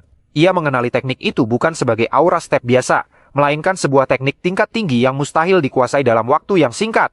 Profesor Ain mengamati kejadian itu dengan senyum penuh arti. Meski secara teknis Duran lebih cepat dalam kecepatan lari konvensional, Leo justru menunjukkan kecerdikan dalam manajemen mana. Ia mengonsentrasikan seluruh kekuatannya pada satu titik ledak tunggal, mengubah kekurangan stamina menjadi daya hancur kinetik yang efisien. Bagi Ain, ini adalah bukti nyata bahwa seorang pahlawan baru telah lahir di tengah-tengah mereka. Usai kompetisi, Leo menunjukkan sportivitas dengan mengulurkan tangan. Namun Duran yang harga dirinya terluka memilih untuk memalingkan wajah dan pergi dengan penuh amarah. Di sisi lain, Chelsea yang kian mengagumi kemampuan Leo berusaha mendekat untuk meminta bimbingan. Pemandangan yang membuat Charles merasa iri, karena perhatian gadis itu selalu tertuju pada sang pemuda misterius. Ketika Charles menawarkan untuk merayakan kemenangan mereka di kafe, Leo dengan halus menolak. Ia memiliki agenda lain yang lebih mendesak, yaitu menghadiri kelas pemanggilan spirit. Keputusan ini memicu keheranan di antara rekan-rekannya. Mengapa seorang ksatria yang sangat berbakat dalam bela diri justru tertarik pada disiplin ilmu yang sepenuhnya berbeda? Sambil melangkah menuju ruang kelas, Leo tenggelam dalam pikirannya sendiri. Ia masih belum memahami alasan dibalik hadiah Raja Peri yang diterimanya dari simulasi Heroes World. Secara logika, hadiah dari simulasi tersebut seharusnya berkaitan dengan spesialisasi pemiliknya, yaitu Profesor Albi yang merupakan seorang penyihir murni, bukan ahli pemanggil spirit. Terlebih lagi kontrak dengan Perry biasanya membutuhkan perjalanan fisik ke alam mereka, sesuatu yang saat ini tidak mungkin dan mustahil ia lakukan. Langkah Leo terhenti ketika sesosok gadis cantik menyapanya dengan ramah. Censia, kapten dari wilayah timur yang rupanya juga mengambil kelas yang sama. Censia yang terlihat mungil dan awet muda, namun ternyata dia berusia 17 tahun, 2 tahun lebih senior dibandingkan Leo. Ia kemudian memamerkan roh kecil yang menjadi kontraknya sebagai bentuk keramahan. Melihat hal itu, Leo menjelaskan ingin mendalami spiritualismenya, meski ia mengakui masih belum memiliki kontrak dengan roh manapun. Sementara Censia yang sangat terkesan dengan kemenangan Leo atas Duran, tanpa ragu mengajukan tantangan bertanding di masa depan. Dan Leo menerima tantangan tersebut dengan senyum penuh keyakinan. Langkah kaki Leo kemudian membawanya menuju divisi summoning, sebuah cabang ilmu yang kurang diminati dibandingkan divisi ksatria atau sihir murni. Di kelas penjelajahan yang sunyi tersebut, kehadiran Leo memancing tatapan penuh selidik dari Waldan dan seorang murid elit wanita lainnya. Mereka terheran-heran mengapa seorang perwakilan ksatria yang baru saja mengguncang lapangan latihan kini berada di antara para calon pemanggil roh. Namun seperti biasa, Leo tetap menunjukkan sikap acuh tak acuh dan justru asyik berbincang dengan Censia mengenai sepinya peminat di disiplin ilmu ini. Keheningan pecah saat seekor wyvern raksasa mendarat dengan dentuman keras, memicu kepanikan di antara para murid. Di tengah ketakutan para kadet yang mengira akan menjadi santapan monster tersebut, muncul sosok Yura Marin, atau yang lebih dikenal sebagai Profesor Yura. Dengan paras memikat yang mampu menyihir pandangan siapapun, Yura menenangkan murid-muridnya menjelaskan bahwa peliharaannya hanya sedang menunjukkan rasa suka. Leo sendiri sempat tertegun, namun bukan karena terpesona oleh kecantikan Yura, melainkan teringat pada rekan lamanya Dueno. Dalam batinnya, Leo terkekeh membayangkan betapa gilanya Dueno jika sampai melihat instruktur secantik ini. Yura dengan tegas menyuarakan bahwa hanya mereka yang memiliki potensi dan nyali besar yang layak bertahan di kelasnya. Latihan kemudian beralih ke arena terbuka, di mana asisten Yura dan Profesor Charlo telah menyiapkan kawanan Griffin. Para murid diinstruksikan untuk berpasangan dan menunggangi makhluk mitologi tersebut hingga ke angkasa. Meski banyak yang ragu karena ini adalah pengalaman pertama mereka, ketegasan Yura tak memberi ruang untuk protes bagi siapapun yang merasa tidak yakin. Pintu keluar selalu terbuka lebar. Leo membiarkan Censia untuk mengambil alih kendali Griffin mereka. Awalnya penerbangan di bawah langit cerah itu terasa begitu damai dan menyenangkan. Griffin-Griffin tersebut tampak jinak, bahkan cenderung jahil terhadap penunggangnya. Namun Leo tetap waspada, ia memahami sifat dasar makhluk panggilan yang tak mudah ditebak oleh pemula. Kedamaian tersebut sirna saat Profesor Yura memberikan isyarat tersembunyi. Secara mendadak, perilaku kawanan Griffin berubah drastis menjadi liar dan agresif. Jeritan minta tolong menggema di angkasa saat para murid kehilangan kendali atas tunggangan mereka. Yura hanya tersenyum, menantang para murid untuk membuktikan kelayakan mereka sebagai bagian dari Akademi Lumine melalui penguasaan makhluk tersebut. Di tengah guncangan hebat, Censia kehilangan keseimbangan dan nyaris terjatuh dari punggung Griffin. Namun dengan sigap Leo menangkapnya, menciptakan momen yang membuat rona merah di pipi gadis itu semakin pekat. Leo kemudian membimbing tangan Chenxia, menjabarkan filosofi penting dalam mengendalikan Griffin. Griffin adalah makhluk yang memiliki harga diri tinggi, menekan mereka bahwa dengan kekuatan fisik hanya akan memicu kemarahan yang lebih besar. Di bawah bimbingan tenang Leo, Griffin mereka akhirnya kembali stabil dan terbang dengan anggun, kontras dengan kekacauan yang dialami murid lain. Pemandangan ini tak luput dari pengamatan tajam Profesor Yura. Ia terperangah melihat seorang satria mampu melakukan manuver summoning yang begitu halus. Setelah mengonfirmasi pada Charlo bahwa Leo bukanlah keturunan bangsawan yang terbiasa memelihara Griffin, kekaguman Yura semakin memuncak. Ia menyadari bahwa di hadapannya saat ini bukanlah sekadar murid berbakat, melainkan sebuah permata murni yang belum terasa sempurna. Leo telah membuktikan bahwa kemampuannya melampaui batas-batas divisi, memantapkan posisinya sebagai murid paling misterius dan potensial di angkatan tersebut. Setibanya di tepian sebuah pulau tersembunyi yang kini dikenal sebagai Pulau Summoning, suasana riuh rendah menyelimuti para murid yang masih tampak kepayahan mengendalikan adrenalin mereka. Di tengah hiruk-pikuk itu, Leo memetik sebutir jeruk yang ranum. Perhatiannya tercurah pada sehelai bulu Griffin yang mendarat tepat di atas buah tersebut. Dengan gestur yang tenang namun penuh arti, ia menyuapkan buah itu kepada Griffin tunggangannya. Sebuah tindakan sederhana yang seketika membangun ikatan batin kuat di antara mereka. Namun ketenangan itu pecah saat Profesor Yura menginstruksikan seluruh murid untuk berkumpul. Tanpa basa-basi, ia mengumumkan bahwa pertemuan pertama ini langsung berlanjut ke ujian praktik. Pengumuman mendadak tersebut memicu gelombang protes dan keheranan bagi para kadet, karena memulai ujian di kelas penjelajahan terasa terlalu dini. Yura dengan tegas memaparkan filosofi di balik disiplin ilmu ini. Seorang pemanggil tidak hanya mengandalkan kontrol mana, melainkan kemampuan untuk menjalin resonansi batin dengan makhluk spiritual. Inilah alasan mengapa jumlah summoner jauh lebih sedikit dibanding divisi lain. Meski banyak yang gugur dalam prosesnya, mereka yang berhasil akan mencapai tingkat kekuatan yang melampaui rata-rata pahlawan biasa. Di tengah penjelasan tersebut, Eliza Harjin, pewaris klan bangsawan legendaris dari wilayah utara, mulai menunjukkan taringnya. Ia menantang eksistensi Leo sebagai perwakilan murid baru yang rumornya telah mengalahkan Duran. Leo hanya menanggapi dengan ketenangan dingin yang justru membuat Eliza merasa tidak senang. Bagi Profesor Yura, ketegangan di antara mereka adalah pertanda bahwa tahun ini Akademi akan melahirkan ksatria yang luar biasa. Saat murid lain sibuk mencari hewan di pinggiran hutan, Leo justru melangkah jauh ke dalam kegelapan rimba yang lebih dalam. Banyak yang meremehkan keputusannya, menganggap seorang ksatria tidak akan mungkin bisa melakukan ritual pemanggilan. Namun Leo memiliki rencananya sendiri. Menggunakan bulu Griffin sebagai media dan memadukan mana api dari garis keturunan Zerdinger, ia memulai sebuah prosesi mistis. Seketika itu juga suhu udara mulai meningkat secara drastis. Dan dari kobaran api, muncul secara misterius menampakkan diri sesosok legendaris, yaitu Virina, satu dari 3 mystical phoenix terkuat di dunia. Virina mengenali aroma api yang mengalir dalam tubuh Leo, sebuah aroma yang sangat identik dengan Reina. Terungkaplah sebuah fakta sejarah yang mengharukan. Reina bukan sekadar mantan bangsawan, melainkan pahlawan yang pernah menyelamatkan nyawa pemanggil Virina terdahulu. Demi menyelamatkan sang satria di Dungeon Siren, Reina merelakan blazing auranya. Sebuah pengorbanan yang membuatnya kehilangan status sosial, namun mengabadikan namanya dalam rasa hormat sang Phoenix. Mendengar kisah ibunya yang tidak pernah menyesali pengorbanan tersebut, Leo merasa bangga sekaligus terharu. Sementara Virina yang merasa memiliki utang budi besar, memutuskan untuk membalasnya melalui Leo. Meski Leo berasal dari divisi ksatria, sebuah anomali bagi seorang pemanggil, Virina melihat percikan takdir yang serupa dengan sosok legenda masa lalu yang namanya telah dihapus dari sejarah. Sebagai bentuk penghormatan, Virina memberikan sebuah telur Phoenix berapi kepada Leo. Ia berharap suatu saat nanti ketika Leo telah menjadi pemanggil yang hebat, ia bisa menjalin kontrak dengan keturunannya tersebut. Namun Leo yang tak terbiasa menunda kesempatan, justru memutuskan untuk melakukan penetasan dan kontrak saat itu juga. Virina sempat dilanda kecemasan hebat karena kegagalan dalam proses ini bisa berujung pada kematian. Saat menatap mata Leo, ia melihat keteguhan yang sama persis dengan Reina. Sebuah tekad untuk menantang kemustahilan yang tidak bisa diganggu-gugat oleh siapapun. Dengan berat hati namun penuh harapan, Virina hanya bisa merestui langkah berbahaya yang diambil oleh putra sang penyelamat tersebut. Di bawah pusaran mana yang kian mengental, Leo mulai menyelaraskan auranya dengan panas ekstrim yang sedang memancar dari telur Phoenix. Kesadarannya seolah tersedot ke dalam ruang hampa yang hanya menyisakan dirinya dan sang calon legenda. Saat jemarinya menyentuh permukaan cangkang yang membara, api suci seketika menjalar, membakar seluruh raga Leo dalam sensasi nyeri yang tak terbayangkan. Leo menyadari bahwa panas ini bukan sekadar serangan fisik, melainkan manifestasi dari siklus hidup Phoenix, terbakar selamanya untuk terus beregenerasi. Dengan keteguhan hati, ia memilih untuk merangkul penderitaan tersebut, menyatukan rasa sakitnya dengan rasa sakit sang makhluk. Pengorbanan batin itu membuahkan hasil. Retakan mulai muncul pada cangkang telur hingga akhirnya menetas sepenuhnya. Di hadapan Virina yang kini telah bertransformasi menjadi wujud manusia, lahirlah Fiora. Meski menyandang status sebagai burung mitis, wujud mungil Fiora justru tampak menyerupai seekor anak ayam yang menggemaskan. Sebuah kontras yang membuat Leo sempat meragukan penglihatannya sendiri. Sementara di tepian pulau, atmosfer dipenuhi oleh kebanggaan para murid yang telah berhasil membawa kembali hasil buruan mereka. Chen Xia memukau audiens dengan menjinakkan Aqua Bear yang masif, sedangkan Walden menunjukkan otoritasnya atas Shadow Crow, makhluk yang terkenal sulit ditundukkan. Tak ketinggalan, Eliza Harjin memamerkan Gorgon Snake, monster langka yang semakin mempertegas statusnya sebagai bangsawan kelas atas. Di tengah kemegahan monster-monster tersebut, kehadiran Leo memicu gelak tawa. Ia kembali dengan seekor anak ayam yang bertengger santai di atas kepalanya. Murid-murid lain meremehkannya, menganggap Leo telah gagal total dan kehilangan bakatnya di divisi ini.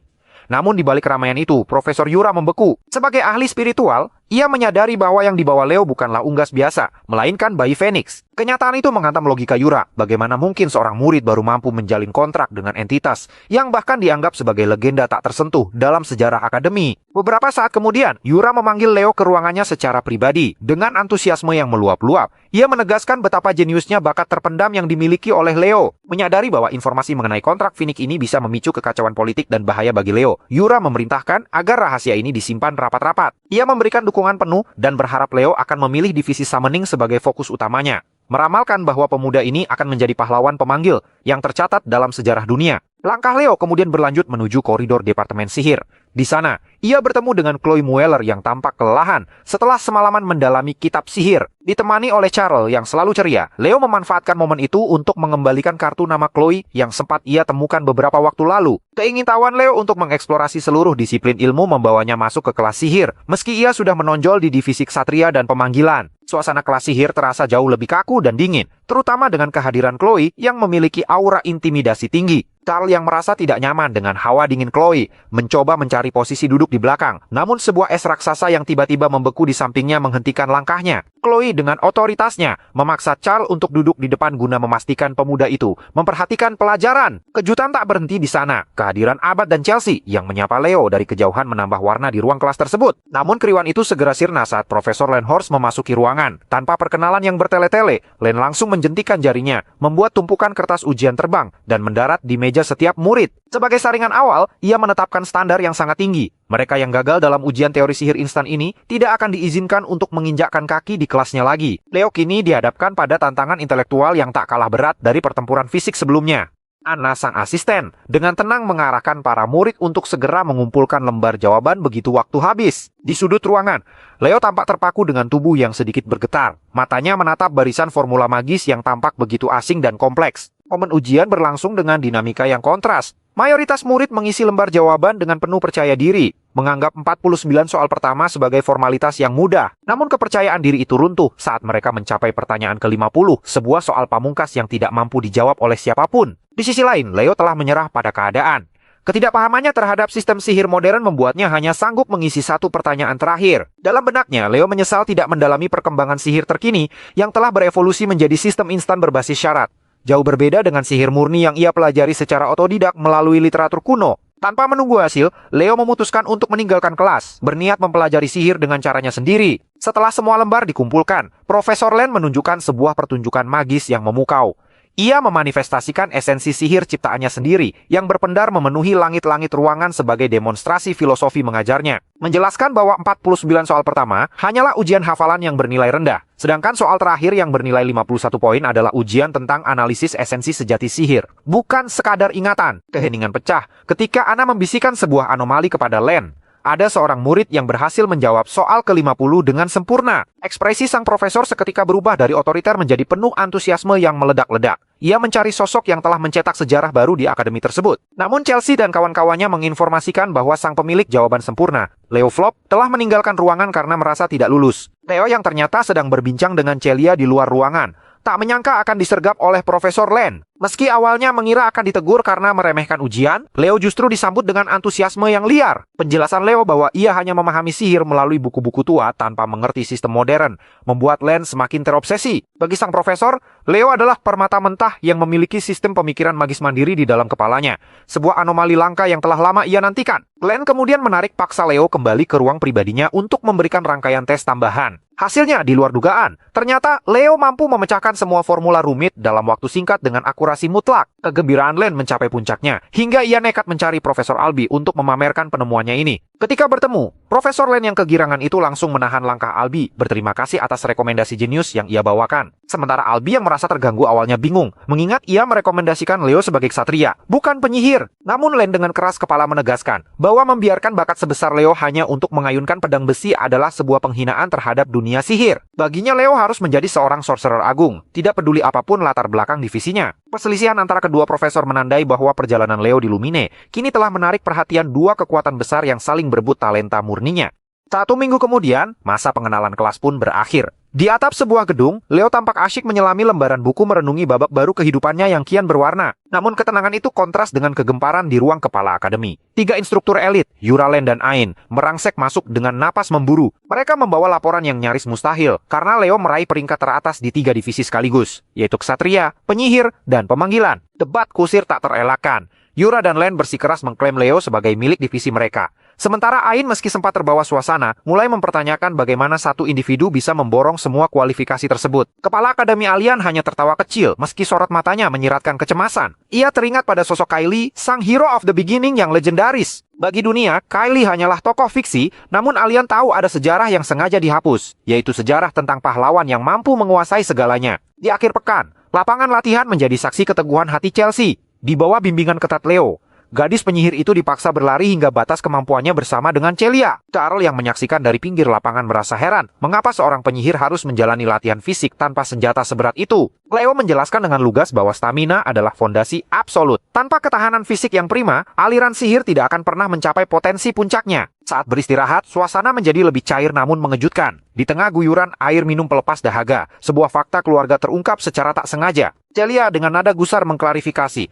bahwa kedekatannya dengan Leo bukanlah karena hubungan asmara, melainkan karena ikatan darah. Leo adalah sepupunya, putra dari bibinya yang telah lama menjadi perbincangan internal keluarga. Fakta bahwa Leo memiliki keterkaitan dengan Panzerdinger membuat Chelsea dan Charles terpana, menyadari bahwa darah pahlawan memang mengalir deras dalam diri pemuda pendiam itu. Babak baru kemudian dimulai di kelas 1-5, kelas bagi para murid dengan evaluasi awal terendah. Kehadiran 2 murid senior yang sombong segera dibungkam oleh kemunculan Harriet Edmund, sang wali kelas yang dijuluki sebagai The Willing Wall. Dengan aura yang sangat mengintimidasi, Harriet tak segan menjadikan kedua murid sombong itu sebagai tumpuan kursinya, sebuah pemandangan yang menciutkan nyali siapapun yang melihatnya. Harriet menegaskan perannya bukan untuk mengajar secara lembut, melainkan untuk menyaring sampah yang hanya akan menjadi beban di medan perang. Ia menginginkan para ksatria yang mampu bertahan hidup dengan kemampuan sendiri sebelum memikirkan orang lain. Di tengah ketakutan massal, Harriet menyadari ketenangan Leo yang tak tergoyahkan. Sebuah indikasi bahwa pemuda ini adalah satu-satunya yang benar-benar siap menghadapi metode pelatihannya yang brutal. Latihan tempur kemudian dimulai dengan demonstrasi kekuatan di lapangan terbuka. Harriet menantang para murid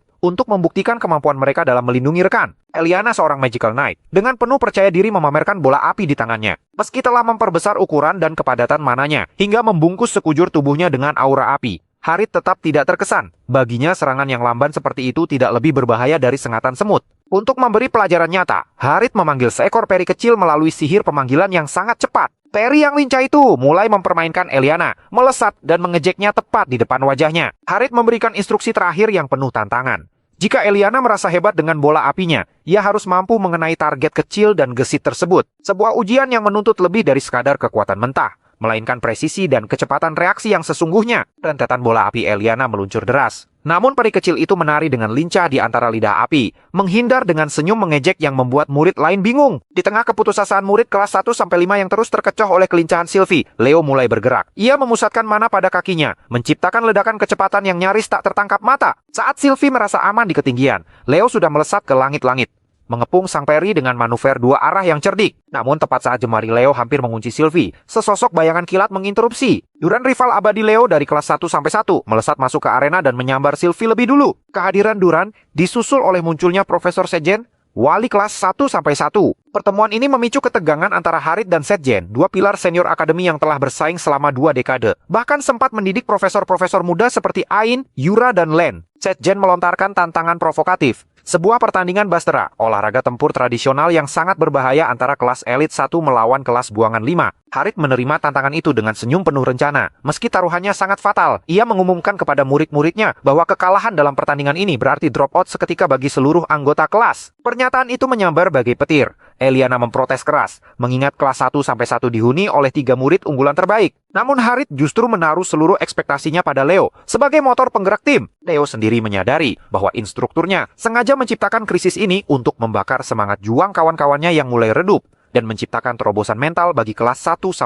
Profesor Sejen kemudian memanifestasikan mana dalam jumlah masif, membentuk gawang dan arena Bastera yang megah tepat di tengah lapangan. Atmosfer berubah mencekam saat kedua tim mulai berkumpul. Chelsea yang mulanya gentar mendengar reputasi Bastera sebagai olahraga penuh risiko, mendadak terbakar semangatnya setelah menerima ejekan dari Celia. Di sisi lain, Chloe Mueller memberikan tatapan tajam pada Leo, membawa ambisi untuk menebus kekalahan intelektualnya di kelas sihir. Leo akhirnya menyusun formasinya dengan sikap tenang yang kontras. Dengan ketegangan rekan-rekan setimnya, ia memilih Chelsea dan Eliana yang bergerak maju dengan ambisi membuktikan diri, Nela dan Tit untuk memperkuat lini pertahanan. Sementara Char yang meski gemetar ketakutan, dipaksa menempati posisi penjaga gawang sebagai ujian terakhir bagi nyalinya. Dengan kesiapan kedua tim, arena Bastera kini menjadi panggung bagi kelas 1-5 untuk membuktikan bahwa mereka bukan sekadar kumpulan murid gagal, melainkan ancaman nyata bagi sang elit. Ketika peluit berbunyi, Duran langsung mendominasi dengan balutan aura petir yang menyilaukan, memenangkan perebutan bola dan menghempaskan Leo dengan tekanan mana yang masif. Leo yang baru pertama kali terjun dalam olahraga ini segera menyerap informasi singkat dari Tit mengenai esensi Bastera. Suntikan aura ke dalam bola, cetak 11 angka, dan gunakan tangan atau kaki untuk menembus pertahanan lawan. Keunggulan kelas 1-1 terbukti saat Duran meluncurkan tembakan berkecepatan cahaya. Leo dengan sengaja menghindar bukan karena takut, melainkan untuk mengobservasi pola serangan lawan. Sialnya kecepatan tersebut tak mampu diikuti oleh pandangan mata Char, sang penjaga gawang, sehingga skor pembuka jatuh ke tangan lawan. Di tengah keputusasaan rekan-rekan setimnya, Celia melancarkan serangan brutal yang membuat Eliana harus ditarik keluar dari arena. Dari Tit, Leo akhirnya memahami aturan krusial ketiga, yaitu satu-satunya cara untuk menyerang atau melindungi rekan adalah melalui kendali bola itu sendiri. Melihat situasi yang kian terpojok, Profesor Sejen sempat meremehkan pilihan Harit yang tetap berani menghadapi keluarga Zerdinger. Namun Harit hanya tersenyum simpul, mengingatkan rivalnya tentang sosok sang legenda masa lalu dan mengungkapkan bahwa darah sang permaisuri kini tengah berdiri di arena kelas 1-5. Atmosfer pertandingan seketika berubah ketika Leo mulai memadatkan mananya dengan intensitas yang berbeda. Saat ia melesatkan tembakan pertama, Chloe mencoba menahannya dengan dinding es absolut. Namun Leo melakukan pergerakan mustahil. Ia muncul seketika di samping gawang, menghantam bola yang tertanam di dinding es, dengan tinju murni hingga es tersebut hancur berkeping-keping dan bola menembus gawang. Insting tempur Leo yang luar biasa membuat Profesor Sejen terpana. Sementara moral kelas 1-5 mulai bangkit kembali. Pertandingan kemudian berlanjut menjadi ajang adu ketahanan yang sangat sengit. Char membuktikan nyalinya dengan membentengi gawang menggunakan dinding tanah untuk menahan gempuran api Celia. Sementara Chelsea mengandalkan sihir angin untuk membalikan keadaan hingga skor mencapai angka 7 dan 6. Namun kelas 1-1 tidak tinggal diam. Duran melancarkan serangan balasan yang mengakibatkan Tit terdepak keluar arena lapangan. Drama mencapai puncaknya saat skor imbang 10-10. Semua rekan setim Leo telah gugur dan Char pingsan setelah memaksakan diri menangkap bola petir Duran dengan tangan kosong hingga mananya terkuras habis. Leo kini berdiri sendirian menghadapi trio maut Duran, Celia dan Chloe. Menghadapi formasi lengkap lawan, Chloe mencoba mengelabui Leo dengan sihir ilusi esnya. Namun Leo justru membalas dengan teknik yang lebih kuno dan mistis, yaitu sihir bintang milik ras elf. Tubuh Leo seolah membelah diri menjadi banyak, bergerak dengan kecepatan yang melampaui logika manusia. Chloe yang merasa mampu mendeteksi mana asli pun akhirnya kena mental saat menyadari bahwa setiap bayangan Leo memiliki tekanan mana yang nyata. Sebelum mereka sempat bereaksi, bola telah bersarang di gawang kelas 1-1, mengunci kemenangan absolut bagi kelas buangan 1-5.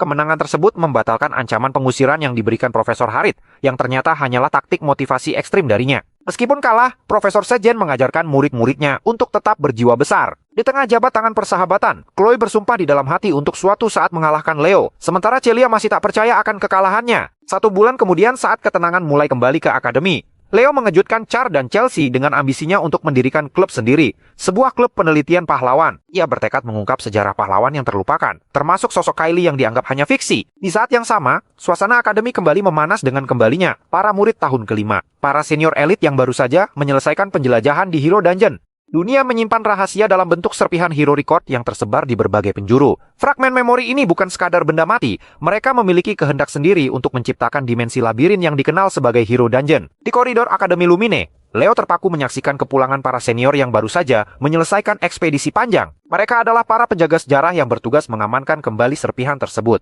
Leo merenung, membayangkan ibunya yang kemungkinan besar juga pernah menempuh jalan berbahaya yang sama. Rasa penasaran tentang sensasi petualangan sejati mulai menyelinap di benaknya. Di sampingnya, Chelsea tampak terperangah melihat barisan murid terbaik akademi itu. Sementara Char dengan antusiasmenya mulai merinci identitas para elit tersebut. Lee Jamua yang berotot baja, Torua yang anggun dan Ultra yang tampak pucat di balik tudung kepalanya. Namun perhatian Char teralihkan oleh absennya sang ketua OSIS, sosok yang dianggap sebagai praktisi sihir dan tempur paling unggul di akademi. Sebelum Leo sempat menanggapi spekulasi Char, Celia yang muncul secara tiba-tiba menariknya menjauh dari kerumunan. Dengan nada yang tak menerima penolakan, Celia membawa Leo menuju kota Lumeria untuk memenuhi undangan mendadak dari sang ketua OSIS. Leo sempat merasa heran mengapa sosok sekaliber pemimpin akademi tertarik menemuinya. Namun Celia hanya memberikan jawaban samar bahwa Leo akan segera memahaminya. Di sebuah restoran di sudut Lumeria, mereka disambut oleh Rhys Zerdinger, kakak laki-laki Celia yang sekaligus murid tahun kelima paling berpengaruh. Pertemuan itu berlangsung hangat di atas meja makan. Saat mencicipi hidangan yang asing bagi lidah mereka, Rhys mulai membuka tabir masa lalu keluarga. Terungkaplah fakta bahwa ibu Leo adalah sosok legendaris yang pernah mengguncang akademi. Bukan hanya karena kekuatannya, melainkan karena keberaniannya membajak kantor kepala sekolah hanya gara-gara rasa pencuci mulut di asrama yang dianggapnya terlalu pahit. Leo tertegun menyadari bahwa darah pemberontak dan kekuatan besar memang mengalir di keluarganya. Namun di tengah kehangatan itu sebuah anomali terjadi. Sesuatu di dalam saku Rhys, serpihan Hero Record tiba-tiba bergetar dan bereaksi hebat secara misterius, seolah merespons kehadiran seseorang di meja tersebut. Keesokan harinya di ruang kelas, Profesor Harit tetap menunjukkan gaya mengajar yang minimalis, dengan membiarkan murid-muridnya belajar mandiri. Saat dituntut untuk memilih ketua kelas secara demokratis, Harit dengan santainya menunjuk Leo untuk mengemban tanggung jawab tersebut tanpa memedulikan protes. Ia justru memberikan tumpukan dokumen administrasi yang menggunung kepada Leo untuk dirapikan sendiri. Sebuah taktik malas yang membuat seisi kelas terdiam 1000 bahasa. Pengumuman melalui pengeras suara segera memecah suasana, menginstruksikan seluruh murid tahun pertama untuk menuju auditorium, guna mengikuti kelas gabungan Hero Study. Di perjalanan, mereka berpapasan dengan Chloe Mueller, yang tampak sangat kelelahan dengan lingkaran hitam di bawah matanya. Chloe yang harga dirinya terluka setelah hasil ujian teori sebelumnya, terlihat sangat terobsesi mengejar ketertinggalannya, hingga harus bergantung pada ramuan pemulih stamina dari Char. Persaingan ini bukan lagi sekadar nilai, melainkan masalah martabat bagi seorang calon Sorcerer Tower sepertinya. Di ruang kerjanya, Kepala Akademi Alien terkejut saat menyadari artefak Hieropack yang rusak di mejanya mulai memancarkan energi. Laporan dari Rhys tentang reaksi spontan artefak di kota semakin memperkuat kecurigaannya. Alien menduga ada kepingan lain yang beresonansi, atau seseorang dengan garis keturunan khusus yang memicu reaksi tersebut. Sementara itu di auditorium yang gaduh, Profesor Artianiere masuk dengan aura spiritualis yang mencekam. Hanya dengan satu gertakan aura iblis yang mengelilingi tubuhnya, ia berhasil membungkam ratusan murid yang berisik. Theo mengamati dengan saksama, menyadari bahwa Artiane adalah seorang praktisi spiritualis yang langka. Dalam kuliahnya, Artiane menjelaskan bahwa Hero Record adalah kunci utama untuk membuka Hero World, dimensi kekuatan yang diwariskan oleh para pahlawan terdahulu. Item ini sangat krusial, terutama bagi mereka yang memiliki hubungan darah dengan pahlawan tersebut, karena mereka bertindak sebagai kunci menuju peti harta karun kekuatan. Pelajaran ini menjadi sangat personal bagi Leo. Di masa depan, mereka harus memilih pahlawan untuk diwarisi kekuatannya, dan menyelesaikan misi yang tertinggal dalam Hero Pack masing-masing. Langkah Elena yang mantap di hadapan Profesor Artiane menandai dimulainya sesi krusial di Akademi Lumine. Ia menyerahkan sebuah Hero Pack, kepingan memori pahlawan yang baru saja diamankan oleh para senior tahun kelima. Suasana auditorium mendadak hening berganti dengan binar rasa penasaran saat para kadet muda melihat artefak legendaris itu secara langsung untuk pertama kalinya. Namun Artiane yang jenaka justru menggoda mereka dengan menutup kembali kepingan tersebut, memancing gerutu kecil dari murid-muridnya. Sebelum menyelami memori pahlawan, Artiane melontarkan sebuah pertanyaan fundamental tentang apa cita-cita mereka sebagai pahlawan di masa depan. Jawaban yang muncul mencerminkan latar belakang beragam dari beberapa murid. Celia bertekad menjadi ksatria yang melampaui kebesaran leluhurnya. Chloe Mueller berambisi menulis kitab sihir yang sepenuhnya berisi mantra ciptaannya sendiri. Sedangkan Char dengan rendah hati ingin menjadi pilar pendukung bagi pahlawan lainnya. Namun ketika giliran Leo tiba, atmosfer ruangan membeku. Dengan nada datar namun tajam, ia menyatakan bahwa tujuannya adalah memusnahkan bos Erebos sepenuhnya. Pernyataan ini dianggap gila dan arogan oleh murid-murid lain. Mengingat satu kepingan entitas kegelapan itu saja sudah mampu memicu bencana global di masa lalu. Memusnahkannya secara total dianggap sebagai kemustahilan yang konyol. Bahkan para instruktur seperti Harit dan Setjen pun tak mampu menyembunyikan keterkejutan mereka atas ambisi yang begitu radikal tersebut. Sesi praktik kemudian dimulai. Artiane memanggil perwakilan kelas untuk menyentuh dua jenis Hero Record.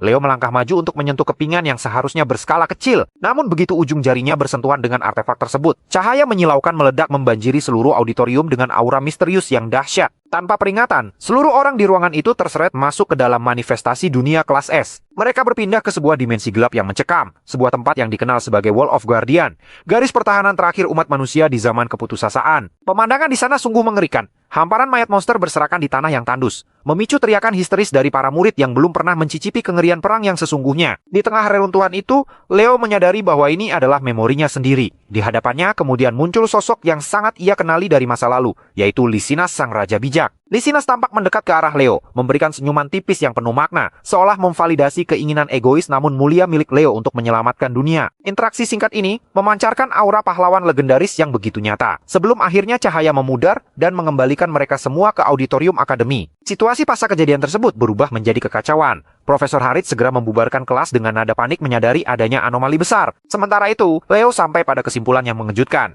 Hero Pack tersebut bereaksi bukan karena Lysinas, melainkan karena kepingan itu adalah bagian dari catatan hidupnya sendiri sebagai Kylie. Di saat teman-temannya masih sibuk berdebat dan mengagumi fakta bahwa mereka melihat manifestasi Raja Bijak, Leo justru tenggelam dalam kecurigaan. Ia menyadari ada pihak yang sengaja merusak hero record miliknya untuk menghapus jejaknya dari sejarah. Leo menduga kuat bahwa Erebos atau antek-antek kegelapan adalah dalang dibalik penghancuran artefak pribadinya. Mereka tidak ingin pahlawan baru bangkit dengan mewarisi kekuatan sang perintis. Kini misi Leo bukan lagi sekadar belajar, melainkan mencari tahu siapa yang telah menodai memorinya dan memastikan sejarah yang hilang itu kembali pada tempatnya. Sebulan berlalu sejak insiden di auditorium, ritme kehidupan di Akademi Lumine kini berpusat pada persiapan ujian tengah semester yang kian mendesak. Di bawah bimbingan Profesor Len, para kadet mulai menyelami esensi dari unique magic atau sihir orisinil. Ia memaparkan teori tentang sihir unik sebagai identitas mutlak seorang penyihir. Di mana teknik perapalan menjadi pengetahuan umum, sihir orisinil tetap menjadi benteng pertahanan terakhir yang tak tergantikan. Len kemudian menyinggung tentang Magic of the Star, sebuah teknik legendaris yang hanya dikuasai secara murni oleh Luna, sang pencipta aslinya, sementara ras elf hanya mampu menggunakan tiruannya. Mendengar penjelasan itu, Leo hanya terdiam dalam lamunannya. Ia tahu betul bahwa dirinya sendiri pernah menguasai sihir bintang tersebut di masa lampau. Ketegangannya tertangkap oleh radar Chloe Mueller. Gadis itu diam-diam mengeluarkan sebuah grimoire kuno, sebuah artefak langka yang segera disadari oleh Leo. Menyadari tatapan Leo, Chloe dengan sigap menyembunyikan buku sihirnya, memicu tanda tanya besar di benak Leo tentang bagaimana seorang murid baru bisa memiliki benda sepenting itu. Usai kelas berakhir, Leo mencoba mendekati Chloe untuk menggali informasi, bahkan mengajaknya makan bersama sebagai gestur perdamaian. Namun Chloe yang masih membawa bara rivalitas menolak dengan tegas. Baginya kekalahan dalam kecepatan merapal di masa lalu harus dibayar lunas dengan kemenangan dalam formula sihir pada ujian praktik mendatang. Leo hanya menyambut tantangan itu dengan senyuman tipis dan jabat tangan formal, sebuah interaksi yang diam-diam dipelajari oleh Char sebagai teknik mendekati gadis. Langkah Leo kemudian membawanya menuju Hero Tower, gedung megah yang menyimpan rahasia terdalam akademi, perpustakaan terlarang Lumine. Leo yakin petunjuk tentang kerusakannya sebagai hero record tersimpan di sana. Namun perjalanan menuju pusat informasi itu tidaklah mudah. Ia dihadang oleh dua pilar tahun kelima. Pertama Torua, penyihir elit yang mencoba mengintimidasi sekaligus merayu Leo agar memilih Departemen Sihir sebagai jurusan utamanya. Tatapan Torua yang tajam dan auranya yang mencekam menjadi ujian keberanian pertama bagi Leo. Tak lama kemudian, saat Leo kesulitan mengaktifkan lift yang membutuhkan suntikan mana khusus, muncul Li Jamua. Ksatria bertubuh kekar itu memberikan bantuan teknis, sambil melontarkan ajakan serupa agar Leo bergabung dengan Departemen Ksatria. Leo mulai merasa bahwa berurusan dengan para senior jenius ini jauh lebih melelahkan daripada latihan fisik di akhir pekan. Sesampainya di kantor ketua OSIS, Leo langsung menyampaikan niatnya kepada Rizerdinger untuk mengakses perpustakaan terlarang. Riz, yang menyadari keseriusan di mata Leo, memberikan dua syarat yang hampir mustahil bagi murid biasa. Pertama, Leo harus menuntaskan sebuah hero dungeon dan mengembalikan halaman hero record yang hilang. Kedua, sebuah tawaran pragmatis, bergabung dengan organisasi OSIS di bawah kepemimpinannya. Pilihan ini menempatkan Leo dalam dilema antara kebebasannya atau akses cepat menuju kebenaran masa lalunya. Ketika hari yang dinanti tiba, Departemen Ksatria menjadi pusat perhatian bagi seluruh penjuru akademi karena dimulainya ujian praktik. Namun atmosfer serius ujian tersebut sedikit terganggu oleh ulah Char. Alih-alih bersiap tempur, pemuda oportunis itu justru sibuk menjajakan popcorn di pinggir lapangan, mengubah arena ujian menjadi peluang bisnis. Chelsea dan Eliana hanya bisa geleng-geleng kepala melihat tingkah laku rekan setim mereka yang tampaknya lebih memuja kepingan emas daripada nilai akademik. Suasana di arena latihan Departemen Satria mendadak riuh saat instruktur Ain mengumumkan partai pembuka. Di tengah kerumunan, mata Leo berkeliling mencari keberadaan Chloe yang menghilang secara misterius. Namun fokusnya harus segera dialihkan saat namanya dipanggil untuk berhadapan dengan Howell Naif, petarung terkuat ketiga di kelas 1-1 setelah Celia dan Duran. Di sela ketegangan itu, Char memanfaatkan situasi dengan strategi bisnisnya. Ia mencoba merayu Profesor Setjen agar membeli camilan yang ia jajakan. Meski awalnya menolak, desakan dari Celia dan sorakan para murid akhirnya meluluhkan hati sang profesor yang berakhir dengan keuntungan besar bagi dompet Char. Saat Leo dan Howell memasuki gelanggang, bisik-bisik penonton mulai terdengar. Mereka meragukan kemampuan Leo yang mengambil 3 divisi sekaligus, dibandingkan Howell yang fokus pada satu jalur tempur. Howell sendiri tampak sangat berambisi. Ia berniat menghancurkan reputasi Leo yang dianggapnya terlalu sombong karena dekat dengan Celia. Instruktur Ain kemudian menegaskan bahwa duel ini adalah simulasi pertempuran nyata. Kemenangan hanya diraih jika lawan tak lagi mampu berdiri. Di tengah denting senjata, Leo mendadak terdistraksi. Ia merasakan denyut energi negatif yang sangat asing berasal dari sebuah gedung di kejauhan. Di dalam bangunan tersebut, ternyata Chloe Meweller sedang terpuruk dalam rasa frustasi.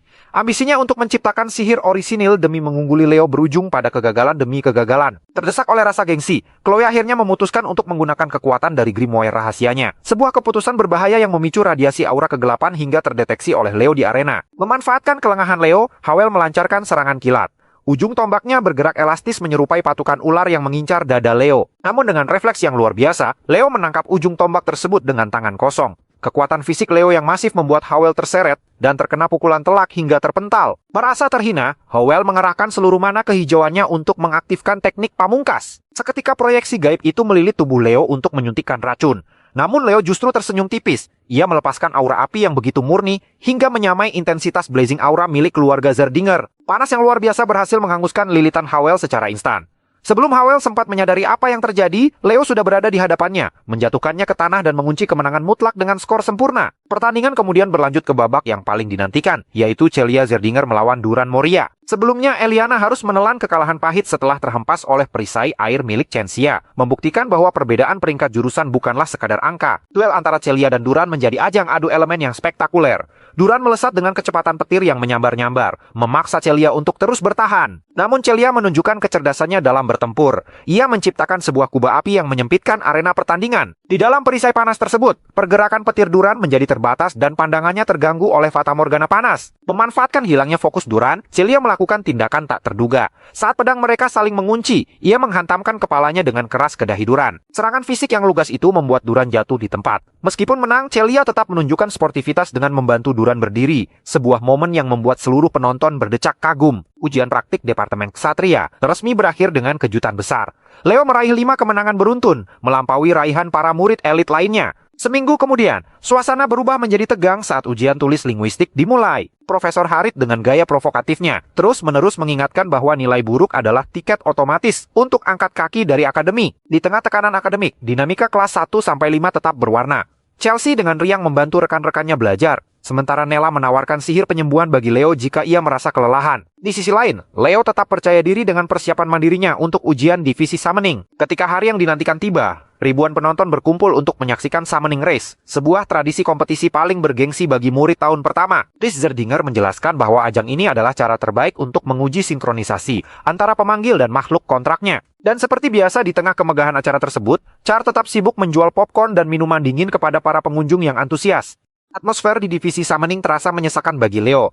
Alih-alih mendapatkan sambutan hangat sebagai perwakilan murid baru, ia justru dikepung oleh tatapan sinis dan bisik-bisik penuh kebencian. Para murid di divisi ini merasa terhina karena jarang menampakkan batang hidung di kelas latihan, namun secara misterius menduduki peringkat teratas.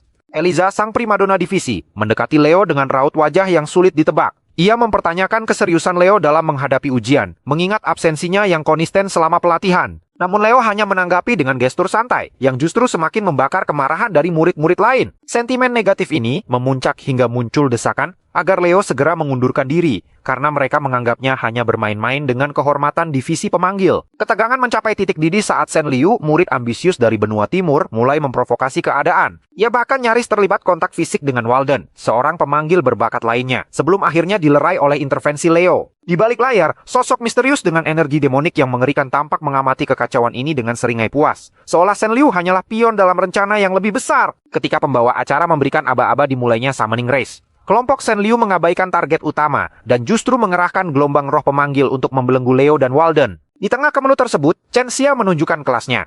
Ia memanfaatkan energi jiwa untuk mempercepat laju Griffinnya dan menjatuhkan lawan-lawannya dengan manuver fisik yang brutal. Di saat semua orang mengira Leo akan gagal total, sebuah fenomena langka terjadi. Profesor Yura terperangah menyaksikan Leo berbicara dalam bahasa kuno dengan para roh. Tanpa perlu paksaan sihir, roh-roh yang sebelumnya membelenggunya justru tunduk dan membukakan jalan dengan penuh hormat. Kemampuan linguistik supranatural ini membuat Yura sadar bahwa potensi Leo jauh melampaui standar akademi. Namun rintangan Leo belum berakhir. Saat ia mendekati Griffin yang menjadi tunggangannya, ia menyadari adanya sabotase keji. Sayap makhluk agung itu telah dilukai secara sengaja. Rasa sakit yang hebat membuat si Griffin mengamuk dan menolak untuk didekati oleh siapapun. Melihat kekerasan hati sang binatang, sorot mata Leo berubah menjadi sangat dingin dan mengerikan. Dengan satu perintah mutlak yang menggetarkan jiwa, ia memaksa Griffin tersebut untuk bersimpuh di hadapannya. Wibawa yang dipancarkan Leo begitu kuat, sehingga naluri liar sang pemangsa seketika padam, digantikan oleh kepatuhan total. Setelah berhasil menaklukkan keganasan sang makhluk, Leo tidak langsung memacu terbangnya. Ia menunjukkan empati yang tulus dengan memeriksa luka di sayap burung raksasa tersebut, memberikan sentuhan yang menenangkan sebelum akhirnya melesat ke angkasa. Sementara itu di barisan depan, Walden telah berhasil memporak-porandakan formasi kelompok Shen Liu dengan serangan api yang destruktif. Liu yang awalnya merasa di atas angin, kini harus menghadapi kenyataan pahit bahwa skema liciknya hancur di tangan para jenius yang ia remehkan. Dengan Griffin yang terluka namun tetap perkasa, Leo mulai mengejar ketertinggalan, membuktikan bahwa luka fisik bukanlah penghalang bagi seorang pahlawan sejati. Di tengah kemelut ujian, Leo menyalurkan energi murninya sembari merapalkan sumpah kuno para pembawa perjanjian. Seketika iris matanya berkobar dengan api pekat memanggil esensi Phoenix yang legendaris. Sayap Griffin yang sebelumnya terluka kini diselimuti lidah api restoratif. Bukannya menghanguskan, api tersebut justru menyembuhkan luka dan melipat gandakan semangat sang tunggangan. Pemandangan ini membuat Celia dan Rhys terpaku di tribun penonton. Mereka menyadari bahwa kekuatan tersebut bukanlah teknik aura biasa, melainkan sebuah manifestasi kekuatan purba yang belum pernah tercatat dalam sejarah akademi. Dengan dorongan energi baru, Leo melesat bak komet, melewati kerumunan murid yang tertinggal jauh di belakang dengan kecepatan yang nyaris tak kasat mata. Di barisan terdepan, persaingan sengit pecah antara Eliza dan Walden. Walden terus menghujani jalur Eliza dengan kombinasi roh angin dan api yang menciptakan ledakan beruntun. Namun Eliza menunjukkan kelincahan luar biasa. Ia menembus setiap kepulan asap dengan presisi tinggi. Pertarungan meningkat saat Walden mengerahkan ribuan proyektil es kehijauan. Sebagai balasan, Eliza mengaktifkan Beast Enhancement, memaksa Griffinnya memuntahkan laser api yang menghancurkan seluruh serangan Walden dalam sekejap. Di tengah duel dua raksasa tersebut, Chen Xia mencoba mengambil celah untuk memimpin. Namun Eliza dengan sigap menjerat leher Griffin Chen dengan tali pengekang magis, sementara Walden melepaskan ledakan roh tepat di hadapannya. Chen Xia terpaksa melakukan manuver berbahaya dengan melompat dari tunggangannya demi menghindari kehancuran total. Sebelum akhirnya berhasil kembali mendarat dan memutus jeratan tersebut dengan sisa tenaganya. Sorak-sorai penonton mendadak terhenti oleh raungan yang membelah langit. Bukan suara Griffin, melainkan raungan naga yang amat mengerikan. Shen Liu muncul dengan menunggangi sesosok makhluk yang disangka murid-murid sebagai Black Wyvern bermutasi. Namun Leo segera menyadari identitas asli monster tersebut sebagai Fafnir, binatang buas yang dahulu digunakan oleh para battle magi Tartaros di zaman keputusasaan. Shen Liu yang telah kehilangan akal sehat akibat ambisinya, dengan angkuh mengklaim naga tersebut sebagai kontrak sihirnya sendiri. Ia mulai membabi buta menyerang rekan-rekannya dengan kepadatan mana api yang luar biasa. Walden dan Eliza nyaris tak bisa menghindar, namun Chen Xia menjadi sasaran empuk. Pelindung roh airnya hancur berkeping-keping oleh hantaman energi Fafnir, membuatnya jatuh terhempas dari ketinggian. Sebelum maut menjemput, Leo melesat dengan kecepatan cahaya. Ia menangkap tubuh Chen Xia yang tak sadarkan diri dan membawanya mendarat dengan aman di daratan. Di tribun kehormatan, Profesor Yura segera menghentikan pertandingan dan memerintahkan evakuasi total. Sementara para profesor termasuk Harit dan Sejen menyadari bahwa Shen Liu sedang dimanipulasi oleh kekuatan di luar kendalinya dan bersiap untuk skenario pemusnahan monster tersebut. Di daratan yang tandus, Walden dan Eliza mendarat di belakang Leo, terpaku melihat Shen Liu yang turun dengan aura kesombongan yang meluap. Shen Liu memandang mereka seolah-olah mereka hanyalah semut kecil yang pantas diinjak. Namun suasana berubah mencekam saat Leo menatap Shen Liu dengan ekspresi yang belum pernah mereka lihat sebelumnya. Sebuah tatapan penuh otoritas dari seorang pahlawan yang telah membasmi ribuan monster serupa di masa lalu. Tanpa rasa takut, Leo berjalan mendekat dan mengidentifikasi makhluk itu sebagai kadal menjijikan dari Tartaros. Sebuah istilah yang hanya diketahui oleh mereka yang hidup di zaman kuno. Bagi Leo, kemunculan Fafnir bukanlah prestasi summoning, melainkan noda sejarah yang harus segera dibersihkan. Dengan langkah mantap, sang pahlawan yang terlupakan itu menyatakan sumpahnya untuk kembali memusnahkan sisa-sisa kegelapan yang berani menampakkan diri di dunia ini. Mendengar tantangan Leo, Shen Liu meluapkan tawa meremehkan yang justru mempertegas ketidakstabilan jiwanya. Walden dan Eliza segera menyadari bahwa lawan mereka bukan lagi sekadar rekan sekelas yang ambisius, melainkan wadah bagi kegilaan. Tanpa peringatan, Shen Liu memerintahkan Fafnir untuk melepaskan tembakan energi merah yang menghanguskan udara. Namun Walden dengan ketangkasan manipulasi formula sihirnya, memunculkan golem raksasa untuk membendung gempuran maut tersebut. Di balik perlindungan golem yang mulai retak, Eliza segera memberikan peringatan tajam agar Leo tidak bertindak gegabah sendirian. Ketiganya menunjukkan koordinasi tingkat tinggi, di mana Eliza meluncurkan lilitan aura untuk mengunci pergerakan Shen Liu. Sementara Walden memicu rentetan ledakan api tepat di atas kepala Fafnir untuk mengalihkan perhatian sang naga. Leo memanfaatkan celah tersebut dengan teknik yang mustahil. Ia muncul seketika di hadapan Shen Liu dan mendaratkan tendangan telak menggetarkan kesadaran sang musuh. Seketika atmosfer berubah mencekam. Dari dalam tubuh Shen Liu yang terluka, merayap keluar bayangan merah yang mengerikan. Sesosok pengikut setia sekte terlarang Tartaros. Entitas ini menarik Leo menjauh dari rekan-rekannya, mencoba mengintimidasi sang pemuda dengan aura kegelapan yang menyesakan. Leo yang jatuh dari ketinggian segera memanggil Fiora, anak burung yang selama ini ia bawa. Di tengah kejatuhan itu, Leo mulai merenungkan takdirnya. Ia menyadari bahwa dirinya mungkin tidak akan pernah melampaui kehebatan Araron dalam aura, Luna dalam sihir, atau Lisinas dalam pemanggilan. Namun Leo memiliki satu jalan unik yang tidak dimiliki siapapun, yaitu penggabungan mutlak. Dengan memadukan aura sihir dan energi jiwa ke dalam satu titik fokusnya, Leo mulai mentransfer kekuatan tersebut kepada Fiora. Cahaya menyilaukan membelah langit. Saat sang anak burung itu berevolusi secara instan menjadi Phoenix dewasa yang perkasa, musuh alami bagi monster kegelapan seperti Fafnir. Melihat kehadiran Phoenix, sang pengikut Tartaros mulai kehilangan ketenangannya. Ia segera menghimpun seluruh sisa energinya untuk serangan pemungkas. Namun Leo telah bersiap dengan teknik rahasia keluarga Zerdinger yang legendaris. Api suci dan hembusan napas Phoenix menyatu dalam satu aliran energi destruktif. Di saat yang kritis, energi sang musuh mendadak melemah secara drastis tanpa disadari olehnya. Sementara itu di tempat terpisah, Profesor Sejen dan Profesor Harit telah menemukan tubuh asli sang pemuja Tartaros yang sedang bermeditasi. Mereka pun melancarkan serangan kejutan. Celah itu tak disia-siakan oleh Leo. Serangan Phoenix Bread menembus pertahanan Fafnir hingga ke inti jantungnya. Ledakan dahsyat mengguncang medan tempur, melenyapkan sang naga purba dalam satu kedipan mata. Namun kejayaan itu berlangsung singkat. Begitu ancaman musnah, Fiora kehilangan energi evolusinya dan kembali menjadi anak burung kecil yang tak berdaya. Leo yang kini berada di ketinggian ribuan kaki tanpa tunggangan hanya bisa menatap pasrah saat gravitasi mulai menariknya jatuh dengan kecepatan tinggi. Sebelum gravitasi benar-benar merenggutnya, ia sempat membebaskan Fiora kembali ke alam pemanggil agar burung kecil itu tidak turut terhempas. Namun maut yang membayang seketika sirna saat sepasang tangan kokoh menangkap tubuhnya dengan presisi. Profesor Yura muncul di saat yang paling kritis, membawa kelegaan di tengah kepanikan yang nyaris merenggut nyawa sang pemuda. Jauh di sebuah persembunyian yang gelap, mata-mata yang melarikan diri harus berhadapan dengan pemimpinnya. Alih-alih mendapatkan simpati, ia justru disambut dengan ejekan atas kekalahannya dari seorang kadet. Namun suasana berubah tegang saat identitas Leo terungkap. Seorang kontraktor Phoenix yang mampu mengenali entitas purba Fafnir. Bukannya marah, sang pemimpin misterius itu justru tersenyum gila. Baginya kehadiran lawan sepadan seperti Leo adalah bumbu yang membuat rencana penghancuran mereka menjadi jauh lebih menarik. Pasca insiden berdarah tersebut, suasana akademi diselimuti oleh kabut duka sekaligus misteri. Ujian tengah semester divisi summoning resmi dibatalkan menyusul kematian tragis Shen Liu. Untuk menghindari kepanikan massal, pihak manajemen akademi di bawah instruksi Profesor Yura sepakat untuk meredam kebenaran. Identitas Fafnir yang mengerikan disamarkan sebagai mutasi langka dari Black Wyvern. Bagi para murid, insiden ini menjadi pengingat pahit bahwa bahaya nyata selalu mengintai di balik tembok megah Lumine. Di tengah hiruk-pikuk tersebut, Leo melintasi koridor kelas dengan pikiran yang bercabang.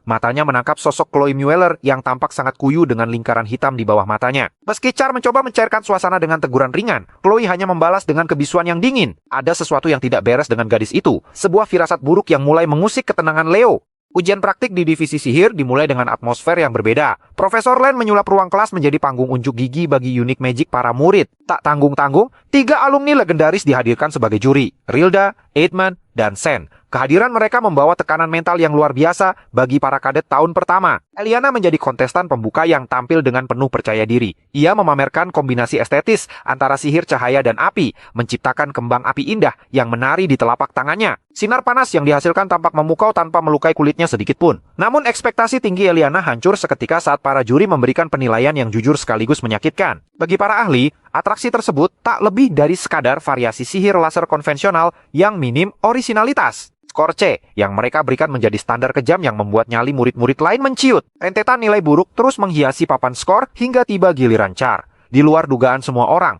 teknik yang ia presentasikan berhasil menyihir perhatian ketiga juri. Suasana kelas semakin memanas saat Chelsea berhasil memukau para juri dan mengamankan nilai A, pencapaian tertinggi sejauh ini yang membuatnya dan Char merayakan keberhasilan tersebut. Namun kepuasan para juri belum sepenuhnya terpenuhi. Mereka masih menantikan sesuatu yang benar-benar mendobrak standar konvensional. Atensi pun beralih pada Habat, sosok yang sejak awal telah mencuri perhatian berkat aura kepemimpinannya yang menonjol. Ia memperkenalkan mahakaryanya yang diberi nama Tempest. Abad membawa audiens kembali pada memori masa lalunya di kediaman keluarga Llewellyn, di mana ia melakukan eksperimen berbahaya yang melibatkan 4 penyihir pelindung. Dalam kilas balik tersebut, tubuh Abad melayang ke angkasa, memicu badai dahsyat yang nyaris tak terkendali hingga merusak perisai magis di sekitarnya. Meski sempat terjadi insiden kecil di mana seekor rusa terperangkap dalam pusaran anginnya, Abad berhasil menyelamatkan makhluk tersebut dan menyempurnakan formulanya menjadi lebih efisien. Demonstrasi sistem angin kompleks ini membuahkan hasil yang fantastis. Skor A+, sebuah prestasi yang membuat Chelsea bangga bukan main atas kehebatan kakaknya. Kegembiraan Profesor Len juga memuncak saat ia memanggil murid kebanggaannya, yaitu Leo. Berdiri dengan penuh keyakinan, Leo mengajukan konsep yang menantang fundamental sihir. Sebuah sistem formula non-atribut. Pernyataan ini memicu skeptisisme tajam dari para alumni. Bagi mereka, sihir tanpa atribut adalah kemustahilan yang melanggar syarat minimum aktivasi mana. Namun Leo tidak bergeming. Ia mulai menuliskan deretan formula rumit di papan tulis. Sebuah arsitektur sihir yang memungkinkan integrasi tanpa batas antar seluruh elemen tanpa terkena penalti mana. Nama-nama besar seperti Luna dan pahlawan mitis Kylie sempat disinggung dalam perdebatan panas tersebut. Ten, salah satu juri yang mengagumi legenda Kylie, terperangah menyadari bahwa struktur yang dibangun Leo sangat identik dengan sihir legendaris yang sebelumnya dianggap hanya ada dalam dongeng. Bagi Leo, ini adalah kesempatan kedua untuk menyempurnakan sistem yang bahkan gagal dituntaskan oleh Kylie di masa lalu. Dengan kepuasan mutlak, Profesor Len memberikan nilai A+ kepada Leo, mengakui bahwa pemuda ini telah membawa revolusi sihir ke dalam ruang kelas mereka. Di tengah euforia kemenangan Leo, sebuah bayang-bayang kecurigaan mulai menyelimuti sosok Chloe. Kondisinya tampak memprihatinkan dengan raut wajah kuyu dan pandangan mata yang aneh. Saat gilirannya tiba, ia menunjukkan sesuatu yang mustahil, yaitu Eternal Flame atau api abadi. Anomali ini memicu kebingungan massal, terutama bagi Chelsea yang mengetahui bahwa elemen dasar Chloe adalah es. Bagaimana mungkin seseorang menciptakan api yang bertolak belakang dengan sifat alaminya? Terlebih lagi api tersebut tidak padam meski disiram air atau diputus pasokan mananya. Chloe mengklaim bahwa api ini hanya akan berhenti jika ia sendiri yang menghendakinya. Melihat fenomena tersebut, insting pahlawan Leo bergejolak. Ia teringat pada Erebos, sang asal mula kejahatan yang merupakan satu-satunya entitas dalam sejarah yang mampu menghasilkan api permanen. Meski juri memberikan nilai A+ karena efektivitasnya, Leo menyadari ada kekuatan gelap yang sedang memanipulasi Chloe, menjadikannya bidak dalam rencana besar yang berbahaya. Setelah ujian berakhir, Leo menemui Celia untuk mengonfirmasi kecurigaannya. Informasi dari Celia semakin memperkuat firasat buruknya, karena Chloe belakangan sering terlibat pertengkaran dan bergaul dengan kelompok misterius dari divisi sihir. Merasa perlu bersiap menghadapi ancaman yang lebih besar, Leo kembali ke kelas dan memanggil entitas pendampingnya. Cahaya keemasan memenuhi ruangan saat sang Phoenix kecil muncul. Namun kali ini ada yang berbeda. Menjawab panggilan tuannya, sang burung api tidak lagi tampil sebagai hewan peliharaan, melainkan bertransformasi menjadi wujud humanoid yang anggun dan berwibawa. Kehadiran Virina di hadapan Leo ternyata bukanlah sekadar manifestasi dewasa dari Fiora, melainkan bentuk pemanggilan khusus melalui perantara burung Phoenix. Dalam keheningan, Virina mengungkap tabir yang menyelimuti Lumine, penyelidikan rahasia atas tragedi 5 tahun silam yang merenggut nyawa murid dan staf fakultas. Pelaku yang tak pernah terdeteksi memaksa kepala Akademi Alien mengutus Virina untuk mengawasi setiap sudut akademi. Leo dengan ketajaman instingnya memberikan peringatan dingin yang membuat Virina terpaku. Ia menegaskan bahwa kemunculan Beast Sorcerer pada ujian divisi Summoning bukanlah kebetulan belaka. Tartaros telah mulai menjerat mangsanya, dan Shen Liu hanyalah satu dari sekian banyak murid yang telah dikontak oleh organisasi kegelapan tersebut. Pesan ini menjadi alarm bagi Alien bahwa infiltrasi musuh telah jauh lebih dalam dari yang mereka duga. Suasana kemudian berganti ke arena latihan, di mana divisi tempur dan pelajaran hero bersatu untuk ujian penaklukan Hero World. Sebuah catatan kelam 30 tahun lalu, di mana kelompok murid tahun pertama dibantai oleh Tartaros, dan itu dipilih sebagai skenario simulasi. Bagi sebagian murid seperti Eliana, ini terdengar seperti sejarah biasa. Namun bagi mereka yang memahami bobot peristiwa tersebut, ini adalah ujian kelangsungan hidup. Profesor Harit dengan senyum tipis yang jarang terlihat, memberikan motivasi. Ia memperingatkan tentang dropout bagi yang tak kompeten namun sekaligus apresiasi atas pertumbuhan mereka. Pembentukan tim dilakukan secara acak menciptakan kombinasi yang unik, memaksa para murid untuk beradaptasi dengan rekan yang asing. Kehadiran Kepala Akademi Alien di tribun penonton menambah beban ekspektasi, terutama saat perhatiannya tertuju pada tim 11 yang terdiri dari Leo dan Chloe. Alien merasa seperti melihat bayangan masa mudanya pada diri Leo.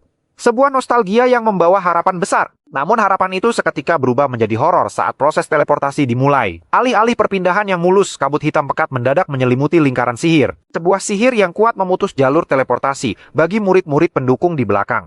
Hanya menyisakan Leo dan Chloe yang terserap ke dalam pusaran energi tersebut. Kepanikan pecah saat Profesor Albi menyadari munculnya lambang kegelapan pada buku hero rekornya. Sebuah hero dungeon ilegal telah diaktifkan secara paksa, melempar mereka ke dalam dimensi misi yang tak dikenal di mana hukum akademi tak lagi berlaku, dan maut mengintai di balik setiap bayangan. Sinyal komunikasi menuju dunia luar terputus sepenuhnya, meninggalkan mereka dalam kesunyian yang mencekam. Chloe didera kepanikan hebat saat menyadari bahwa prosedur darurat akademi gagal menarik mereka keluar. Namun di tengah keputusasaan, Leo tetap berdiri tegak dengan ketenangan yang provokatif. Baginya tidak ada gunanya menunggu penyelamatan yang tidak akan datang. Satu-satunya kunci untuk meruntuhkan dinding dimensi ini adalah dengan menuntaskan quest tersembunyi yang sengaja dikaburkan oleh sistem. Leo menegaskan bahwa mereka harus menghadapi tragedi 30 tahun silam ini hanya dengan kekuatan berdua. Mengingat misi utama adalah menyelamatkan para kandidat hero di masa lalu, Leo mulai mengambil keputusan taktis. Ia meminta Chloe untuk naik ke punggungnya demi efisiensi pergerakan. Sebagai seorang magi, mobilitas Chloe tentu kalah jauh dibandingkan kemampuan fisik Leo yang eksplosif. Meski sempat didera rasa malu, Chloe akhirnya menyerah pada logika perang tersebut.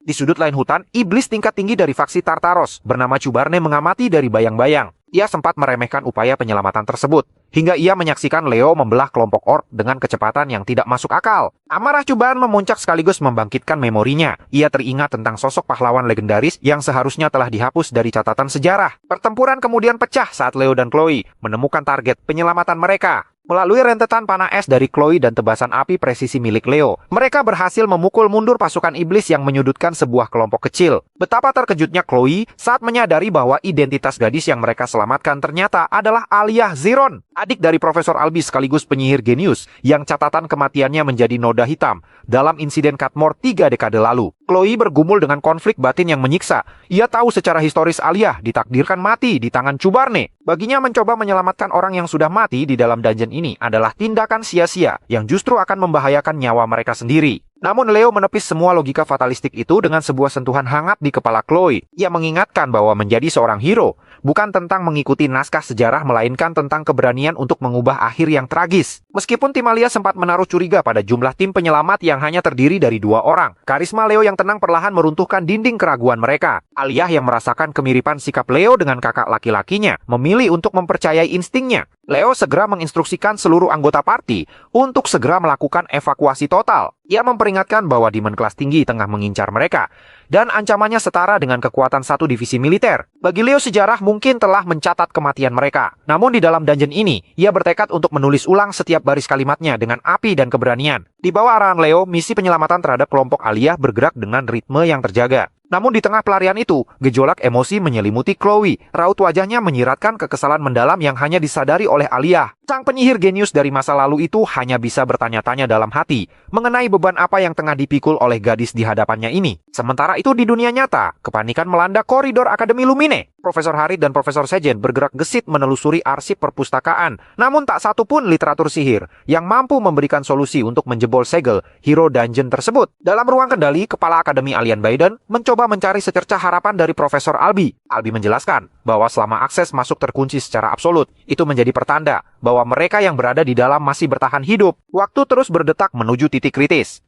3 jam telah berlalu mendekati tengah malam, momen historis di mana Albi mengalahkan Chubarne 30 tahun silam. Kini, keselamatan Leo dan Chloe seolah bergantung pada kedatangan Albi dari masa lalu sebagai satu-satunya variabel penyelamat. Keheningan di ruang kendali pecah saat Elena datang membawa laporan investigasi yang mengejutkan. Ia berhasil melacak pemasok katalis pemanggilan monster yang digunakan dalam insiden sebelumnya. Informasi ini memicu amarah Albi, membangkitkan trauma lama atas kematian adiknya yang jasadnya tak pernah ditemukan. Dengan emosi yang meluap-luap, Albi memilih meninggalkan ruangan untuk menenangkan diri, menyisakan Elena yang menjelaskan betapa kebencian Albi terhadap iblis telah membentuknya menjadi sosok pahlawan yang dingin. Elena kemudian memaparkan daftar nama pembeli dari seorang penadah di pasar gelap Lumeria. Kekhawatiran alien memuncak saat menemukan nama Chloe dalam daftar tersebut sebagai pembeli buku sihir kegelapan. Insting perang alien yang telah terasah melalui ribuan garis kematian mulai berteriak. Ia merasakan bahaya besar tengah mengintai akademi, seolah mata-mata Tartaros telah menyusup jauh ke dalam jantung kota.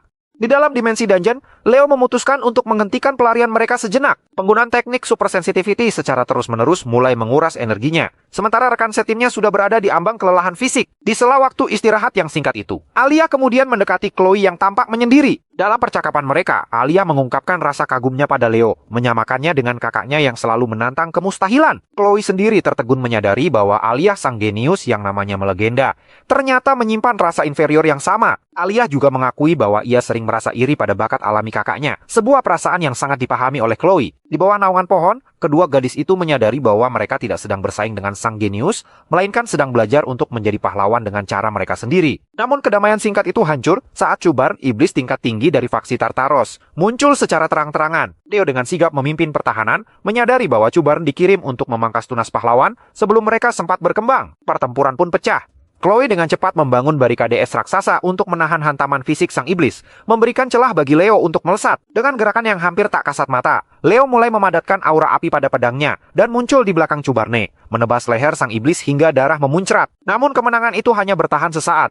Luka di leher Cubar menutup seketika berkat kemampuan Void, sebuah kutukan yang mampu meniadakan kerusakan seolah serangan tersebut tak pernah terjadi. Melihat kepanikan timnya, Leo segera memberikan instruksi taktis untuk tetap menjaga jarak aman. Ia memahami bahwa Void bukanlah kekuatan tanpa batas, ada jeda dan batasan yang bisa dieksploitasi. Alia kemudian merapal mantra, menembakkan laser cahaya bintang yang menghanguskan sebagian tubuh iblis tersebut, memicu amarah Cubarne yang semakin menggila. Hantaman tinju sang iblis ke tanah menciptakan gempa lokal yang melemparkan bebatuan besar. Salah satunya menghantam Belak hingga tak berdaya. Di tengah kekacauan itu, Leo meminta Dina untuk menghentikan pendarahan Belak.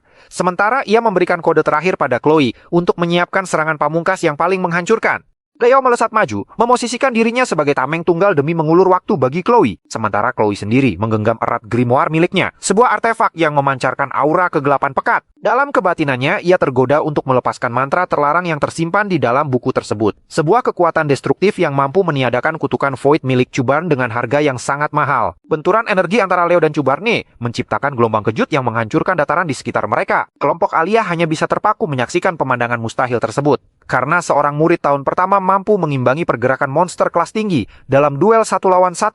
Leo menggunakan teknik dengan presisi yang mengerikan, meninggalkan goresan-goresan luka pada tubuh Cubarne. Meski iblis itu terus melakukan regenerasi instan, namun suasana tiba-tiba berubah mencekam saat aura hitam mulai menyelimuti tubuh Chloe. Bukan hawa dingin es yang biasanya ia pancarkan, melainkan kepadatan mana yang menyerupai esensi iblis. Dengan tatapan yang kehilangan cahaya kemanusiaannya, Chloe merapalkan mantra api abadi milik Erebos. Kobaran api itu melesat membakar Cubarne hingga sang iblis memekik kesakitan. Namun panasnya juga mulai mengancam nyawa Leo yang berada di garis depan. Menyadari Chloe kehilangan kendali akibat pengaruh Dark Sorcery, Leo segera bertindak.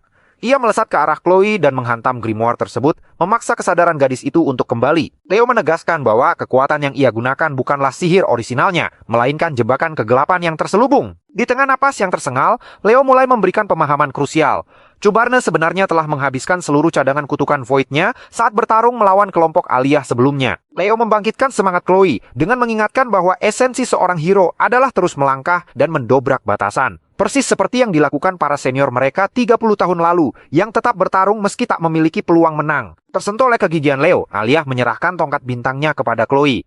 Sang penyihir genius masa lalu itu menaruh seluruh harapannya pada Chloe untuk menyempurnakan sihir yang mampu mengakhiri mimpi buruk ini. Konfrontasi akhir dimulai. Caban yang kini diselimuti api hitam akibat luka permanen dari sihir Erebos menyerang Leo dengan seluruh kekuatan fisiknya. Namun Leo bertahan dengan sisa tenaga. Tubuhnya dipenuhi luka dan terempas menghantam pepohonan besar akibat tekanan tinju sang iblis. Saat Cubarne merasa telah menang, suhu di seluruh hutan anjlok secara drastis. Chloe telah berhasil menciptakan sihir orisinalnya sendiri. Dengan dukungan rune magi murni yang bangkit dalam dirinya, ia memfokuskan seluruh energi es absolut ke arah Cubarne. Dalam sekejap, sang iblis klan Tartaros itu membeku menjadi monumen es abadi. Kehilangan nyawanya sebelum sempat menyadari apa yang terjadi. Seketika setelah Cubarne tumbang, Leo langsung menghancurkan grimoire Chloe yang ternyata merupakan Demon Gear berbahaya. Notifikasi sistem pun muncul, menandakan keberhasilan misi yang mustahil dan menyelamatkan kelompok Alia menaklukkan sejarah yang kelam. Suasana haru menyelimuti saat sosok Albi muda tiba di lokasi. Ia menemukan adiknya Alia dalam keadaan selamat, sebuah akhir yang berbeda dari catatan sejarah asli yang selalu menghantui Albi di masa depan.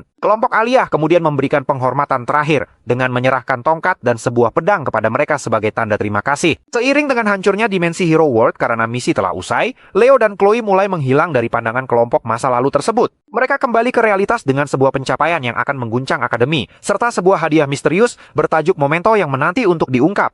Saat matanya mulai terbuka, sosok Profesor Albi sudah berdiri di samping tempat tidur Leo. Dengan nada dingin, sang profesor menyampaikan apresiasi singkat atas keberhasilannya, serta menitipkan pesan terima kasih serupa untuk Chloe sebelum melangkah pergi tanpa menunggu balasan. Namun kesunyian itu pecah seketika saat kepala Akademi Alien Biden menyerbu masuk dengan kepanikan yang kontras. Ia mendesak Leo untuk tetap berbaring, memberondongnya dengan pertanyaan mengenai kondisi fisik yang untungnya masih prima tanpa goresan. Namun atmosfer berubah serius saat pembicaraan beralih ke asal-muasal bencana tersebut tentang buku sihir kegelapan milik Chloe. Penyelidikan Akademi mengungkap fakta mengerikan bahwa buku tersebut dan katalis pemanggilan monster milik Leo dibeli dari sumber yang sama di pasar gelap. Artefak itu dikonfirmasi sebagai Demon Gear, serpihan material murni yang berasal dari tubuh bos iblis. Bagi kaum demon, benda ini adalah senjata pamungkas.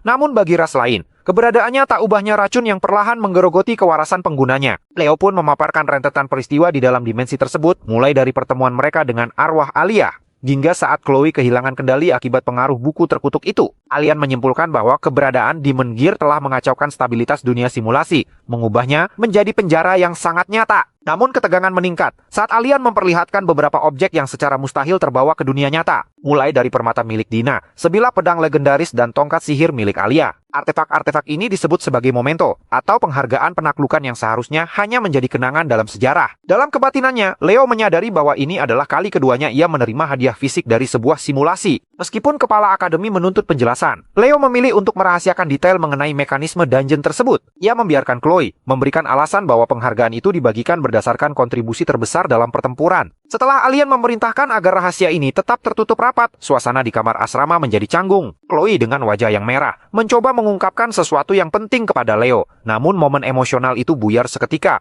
saat rekan-rekan mereka Chelsea, Celia, dan Char merangsek masuk ke ruangan. Kunjungan mereka bertiga membawa kabar mengenai pesta perayaan besar bagi para penyintas ujian tengah semester yang akan digelar esok malam. Alien menyarankan mereka untuk segera mengunjungi kota Lumeria guna berburu pakaian formal.